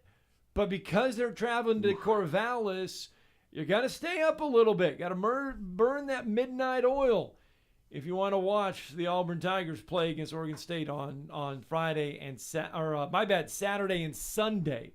It's Saturday, Sunday for the Auburn series. It really is, but I'm not going to argue this. I thought of any of the SEC teams, and Ole Miss played really well, but I thought Auburn played the best baseball of anybody from the SEC, and it's funny, and our next guest is with us on the Neighbors Wealth Management Hotline, 22 years covering Auburn for Inside the Auburn Tigers, Auburn Undercover, part of the 24/7 Sports Network, and that's Jason Caldwell, and he's with us now on the Neighbors Wealth Management Hotline.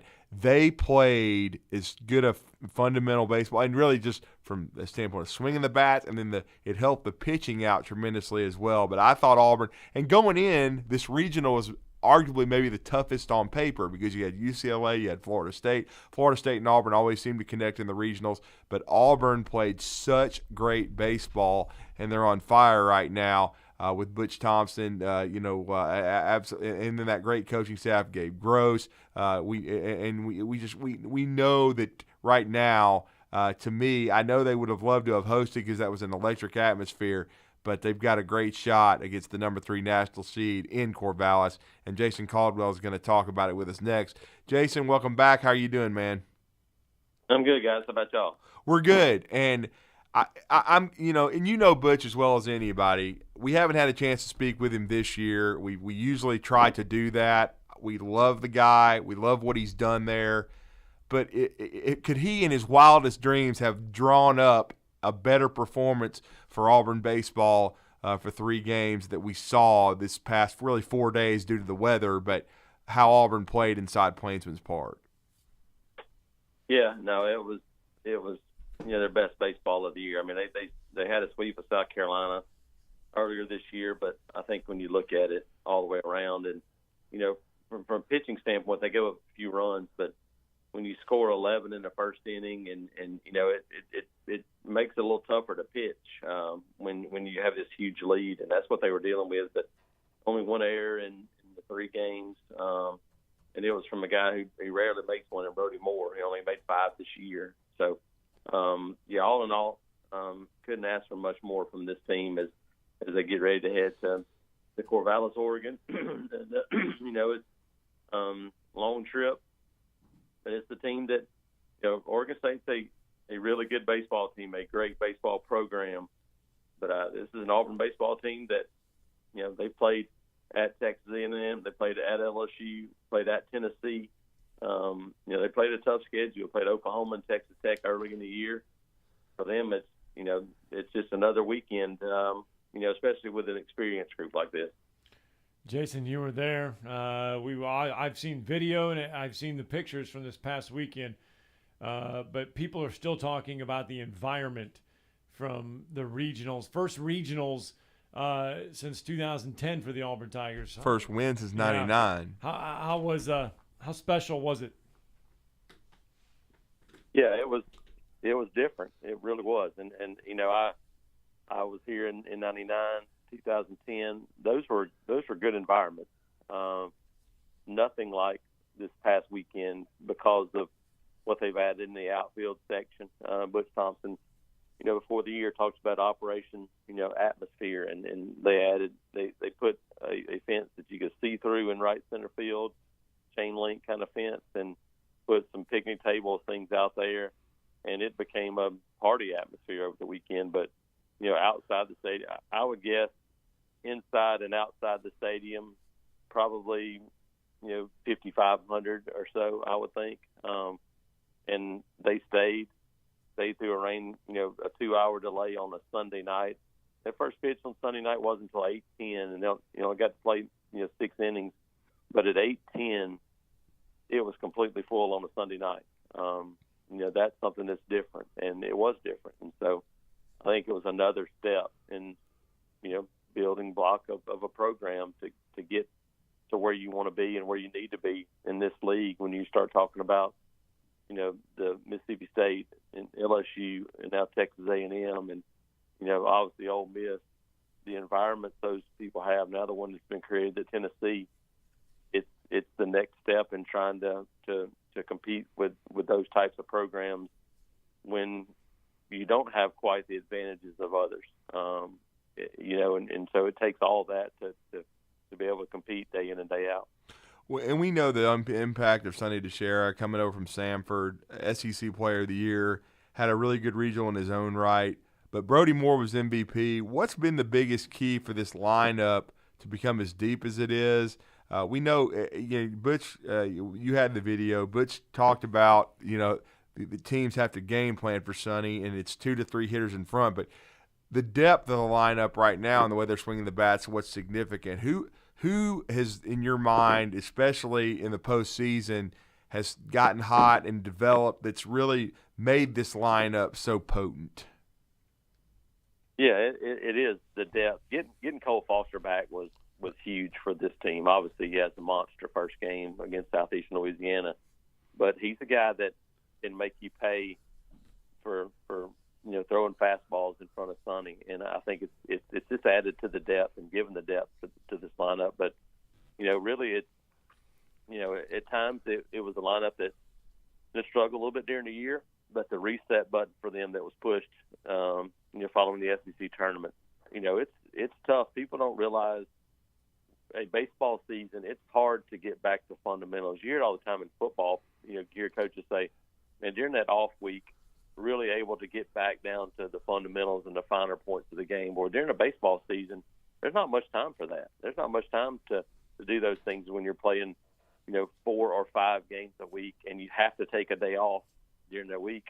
So they were able to come back after that early exit in the SEC tournament and scrimmage 3 or 4 times in terms of, and it is situational scrimmaging where they put, hey, runner on second, nobody out, down a run in the 8th inning, got to get that run in to tie it. And so they did all those things, and it paid off for them. But, having Sonny kind of reset a little bit, Blake Rambush at the top. But when Brody Moore and Kason Howell swing the bat for this team in kind of that middle towards the bottom of the order a little bit, when those guys are producing, it makes this lineup pretty tough because it's hard to turn over. Well, now they got to carry all of that momentum with them out to the West Coast to take on the number 3 Oregon State Beavers. Yep. Going to be a tough series. Oregon State probably has a little better pitching than what Auburn saw from the regionals. Yeah, because you're going into a series, and, Yeah. and they've got a really good starting pitching. But, this is a team that UCLA beat 3 out of 5 times this year, and Auburn saw UCLA, and obviously, didn't see their number one guy who beat Oregon State earlier. But, it's all a matter of kind of getting through and trying to continue to have good at-bats, good approach to the plate, those kind of things. But, yeah, Oregon State can pitch it. What was interesting is their number one guy, who people expect to be potentially a first-round draft choice, threw 100 pitches on Friday and came back and threw 36 on Monday. Sometimes that can impact the guy. We'll see how it impacts him. It may not impact him at all. He may be used to it because we just saw UCLA. Maybe it's a Pac-12 thing. Maybe it's a little bit different out there. Just saw a UCLA team that had a kid throw all 4 games in the regional. A couple of them to be quite honest, and I went back and looked, and he threw in 12 of their last 15 games of the season. Another kid threw 9 of the last 12 games he played. So maybe they're a little bit used to throwing guys out there a little bit more. But I think for Auburn, good pitching. They've played at Tennessee. They played some pretty good pitching this year, and for them, it's just next opportunity.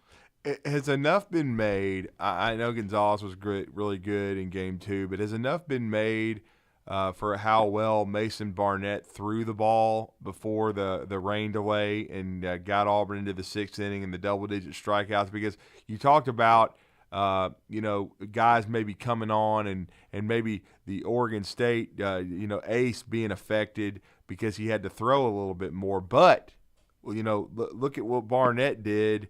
That could be huge for Auburn. And how do you think the rotation is going to set up for Butch in Corvallis? Yeah, it's really interesting because, you start looking at it. Mason Barnett was really good. They've won, I think, 4 or 5 Trace Bright starts in a row, and obviously Jose Gonzalez continues to pitch really well.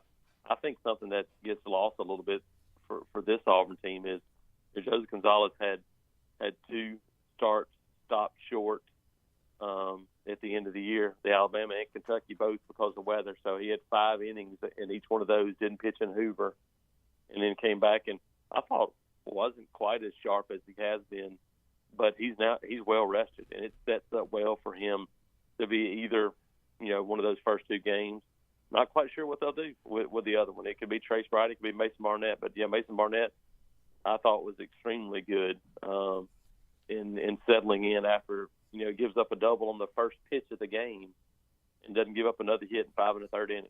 So, it's set up well for them. They got depth in the bullpen that just pitched this year, and now it goes back to a 3-game series. This is what you kind of set up for. Like Butch Thompson said, you won a regional, now you get a super regional. You get a College World Series, it turns back into a regional again. If you can win 3 games, then it's over with. Then it's back into a super regional. So you set yourself up now to going, hey, you only have 5 teams to beat, and you look and if 7 more games, if you win 7 games without a loss, you win a national championship. That's pretty crazy to think about. It really is. And so I know it's a long trip. It's out on the West Coast. How are you guys going to cover it with Inside the Auburn Tigers and Auburn Undercover? Yeah, there's not many options to fly even to Portland to get down there. Still right. trying to determine if I'm going to be able to make it or not. You start looking and it's people talk about trying to get places in this league, and obviously like Arkansas is one that comes to mind. Arkansas is driving to Montgomery compared to trying to get to Corvallis, Oregon. So it's a challenge. Hopefully we'll be able to make it. If not, then have to just do what we can from here, which is, baseball is a little different than football. You don't travel to every baseball series during the year to cover. Right. You're used to being able to do things from here. Obviously would like to be there, but we'll see if that happens. Yeah, and then before we let you go, too, we wanted to get your thoughts because we've talked with you about Brian Harsin and going into year 2 and being aggressive in the portal and still needing to add talent, in certain areas of the football team. on the edge defensively, but for depth, but also wide receiver. And in the last few days, they get a guy from LSU, Coy Moore. And we know they got Desalon Worsham, former guy that I know you covered, certainly at Hewitt Trustville, who was at Miami. But talk about Coy Moore and the impact you think he could have.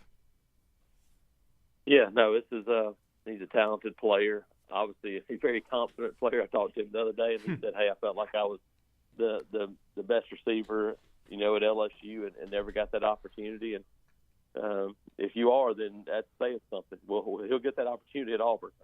They're looking for a number one. They're looking for a guy to step up and do it. And he said he's been training with his brother, who's a trainer in Louisiana, doing a lot of levee work and work in the sand and to get prepared to come in this week and hit the ground running. So he's obviously going to have a major opportunity for a wide receiver group that needs a number one.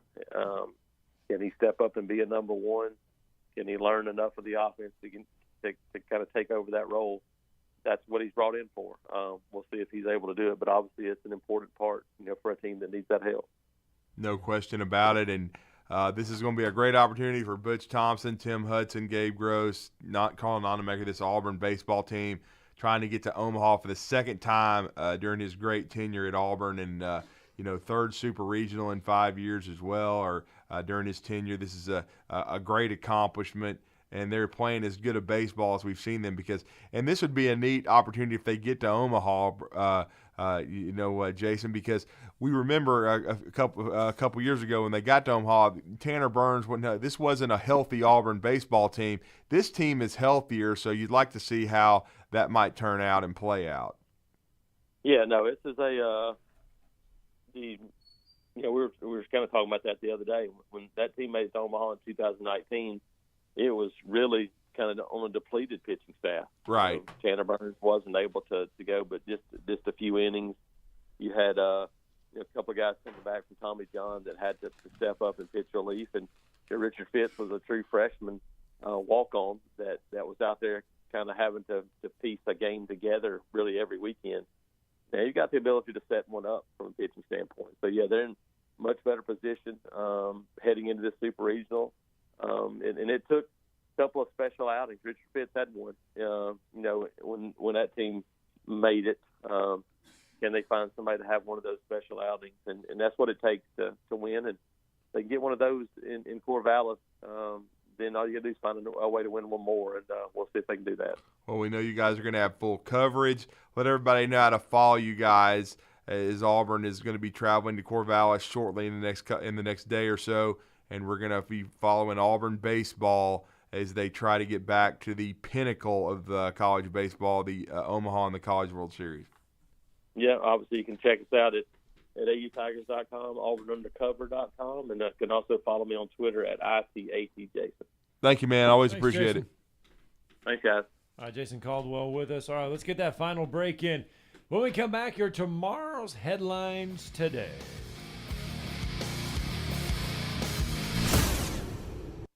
You're listening to Talkin' Ball on 97.7 ESPN, The Zone.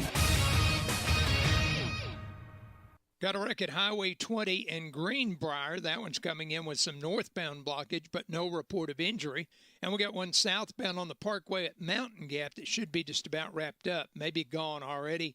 The only traffic signal problem we've heard of this morning was 4 Mile Post in Whitesburg. That one should be back online now. Someone dies from heart disease every 36 seconds. Dr. Randall Burns and the team at Huntsville Heart Specialists can help keep your heart healthy. Captain Nick in the North Parkway, Popeyes, Skywatch Traffic Center. With a new face at first and some of the best arms in the National League, this 2022 Braves team is loaded up for another run at the crown. Swung on, hit high and deep to center. That ball is gone! Home run! Tonight, it's another big interleague matchup from Truist Park in Atlanta as Ozzie Albies and the Braves look for a big win against the Oakland A's. Braves radio's on the air at 6:05 Eastern, 5:05 Central on the Braves Radio Network.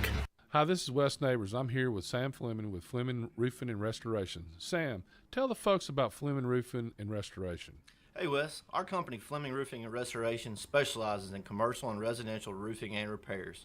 I'm a fifth-generation Huntsvillian, and our family's been doing construction business in Huntsville area since 1965. Sam, what kind of roofs does Fleming Roofing and Restoration do? Our guys are skilled enough. We can come out and address any kind of leaks or issues you might have on your commercial, on your metal roofing, on your shingles. We can do anything, and we can offer you a solution to repair it, or we can replace it. Well, you guys also do insurance restoration. Our staff has 10-plus years of experience as insurance adjusters, and we really do know the inside and out of the claims process at Fleming Roofing and Restoration. Check out Fleming Roofing and Restoration online at FlemingHSV.com, or you can call or text them at 256-651-9440.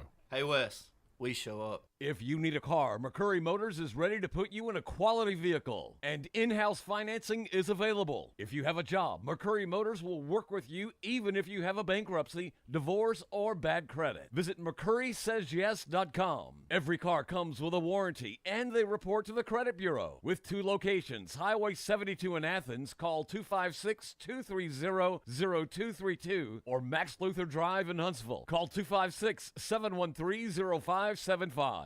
Outdoor season is coming. Can't wait. Here at Brooks & Collier, neither can we. Outdoor season is also grilling season. And we have plenty of grills and smokers in stock from Traeger, Blaze, and Big Green Egg. There's the greenhouse, new indoor items and home furnishings as well. Whatever it takes. Browse over 2 acres of furnishings. Can't wait. How about you? North Alabama's indoor and outdoor living headquarters for over 75 years. 813 Meridian Street and at brooksandcollier.com. SportsMed is the official team physicians of the Rocket City Trash Pandas. And if the pros trust SportsMed, you can too. SportsMed provides every service you might need for complete orthopedic care, specializing in orthopedic surgery, sports medicine, joint replacement, spine surgery, neurosurgery, and podiatry. And they offer their own brace shop, in-house full-body MRI, physical therapy, walk-in clinic, and so much more. 4 locations and on the web at sportsmedalabama.com. Are you in the market for a recreational vehicle? Do you want to get out and see more of this beautiful country? Well, imagine hearing the laughter of your little ones enjoying gooey s'mores by a cozy campfire and making lasting memories with your friends and family from the comfort of a new camper. We can make your dreams come true at Hall's RV. With over 15 years in the camping business, we know how to get our customers into the perfect camper. We have several models and floor plans here for you to choose from, both new and used. We're family owned and operated with fantastic deals and great service. Everyone wants to work with people they can trust, so come on down to Hall's RV and get the deal of a lifetime. We'll treat you right and get you on the road in the camper of your dreams. Visit us on Highway 431 in Albertville. Hall's RVs, where we sell fun. Or see us on the web at www.hallsrvsales.com. This segment of Talkin' Ball is brought to you by University Kia, the #1 volume Kia dealer in the state of Alabama. Located online at universitykia.com.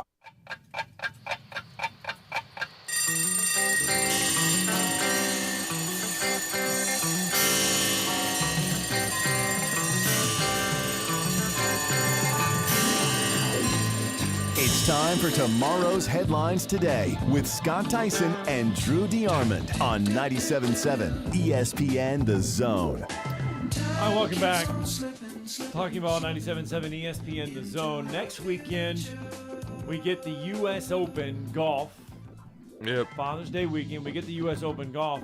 And there's been a lot of talk about the PGA Tour not letting guys play on the PGA Tour that go to play in this new Saudi LIV Tour. Yeah. Well, the USGA, which is different than the PGA, came out and said that they will not stop guys that want to play on the LIV Tour from playing in the U.S. Open. So they are more than welcome because so Phil Mickelson and Dustin Johnson will be there. They say if they want, they are open to play in the majors.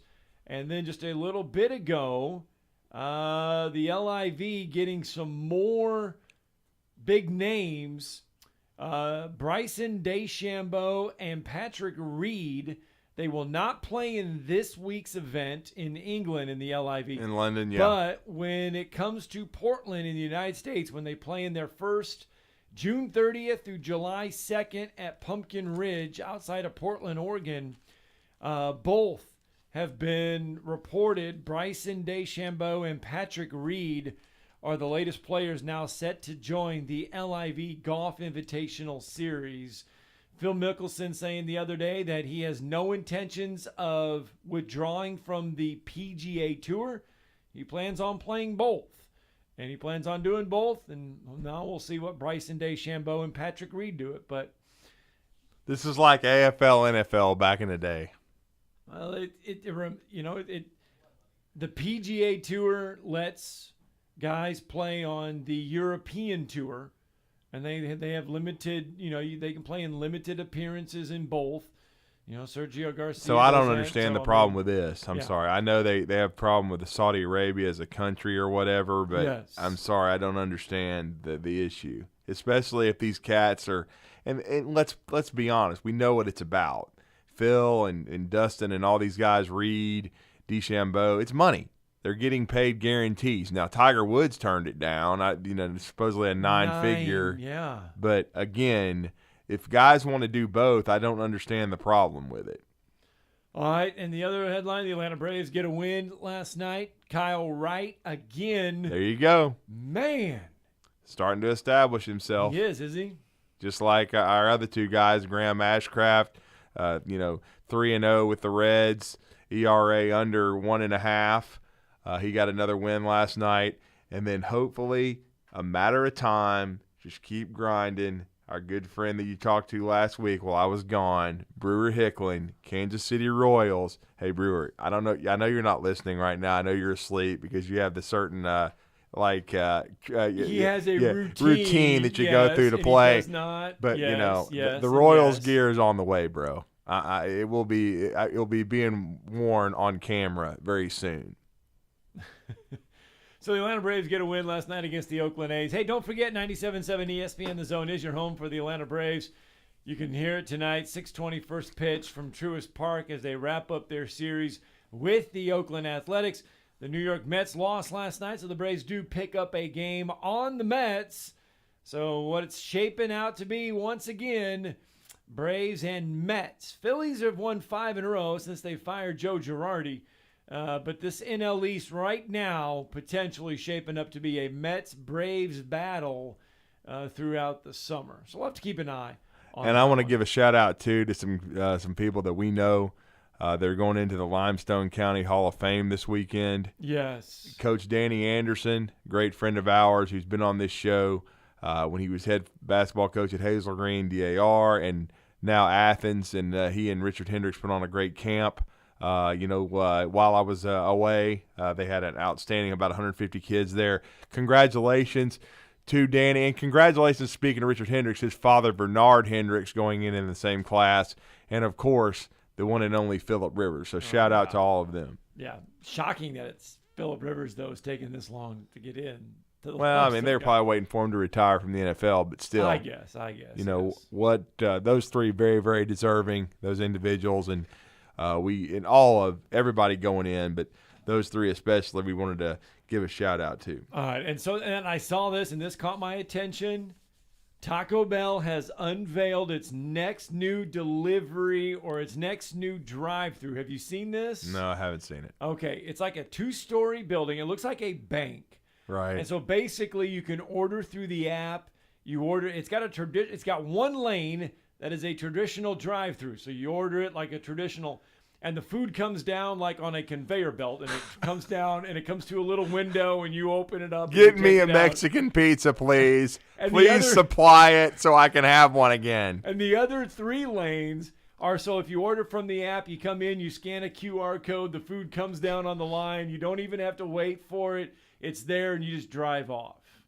Yeah. Well. Yeah, so I just thought you would appreciate that, because it prioritizes ordering via the app, so you don't have to wait in line. You don't have to do much things. You basically just drive in, scan your code, and go. And so again, I know it's kind of like the Popeyes chicken sandwich when it went nuts, but you need to get this Mexican pizza supply under control so I can have one. You have not had a Mexican pizza yet? No, they're sold out everywhere. So hopefully they're gonna get the supply back up. But another shout out to this just went officially this morning. We knew it was coming, I think, but our great friend Keith Niebuhr, who's been on with us numerous times, and he also is a one of our actually a de facto golf analyst for us, because he's a golf expert as well, in my opinion, and a historian, and he will be at St. Andrews for the British Open later this summer. But we congratulate Keith Niebuhr on his latest move, as he's now a recruiting reporter for On3 and Auburn Live with Justin Hoganson and those guys. So congrats to Keith on his move. All right, well, we are just about done. That bell is going to ring here any minute for our Wednesday edition show. We've pretty much made it through the week. Are you holding up okay? I mean, this is 3 days down. Yeah, doing well. Okay, good. Just want to make sure. 3 days down, 2 to go. Knoxville. We gave you the Auburn start times. Here is the Knoxville Super Regional start times. They're going to go Friday, Saturday. So Friday at 5 o'clock on ESPN2 will be Tennessee, Notre Dame.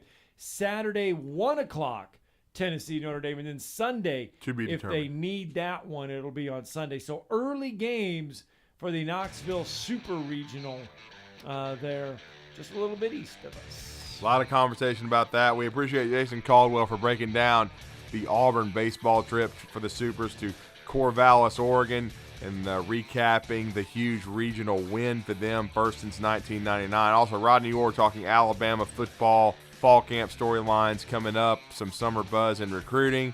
Been a great show, and we appreciate all the callers in the first hour as well. Yep, we had a good time. We'll be back at it tomorrow morning on a Wednesday edition of Talking Ball. Never know what we're going to talk about. It'll be Thursday tomorrow, though. Oh, it will be Thursday morning, because today is Wednesday. We only got 2 days left. Actually, I only have one more day left, so tomorrow's my Friday.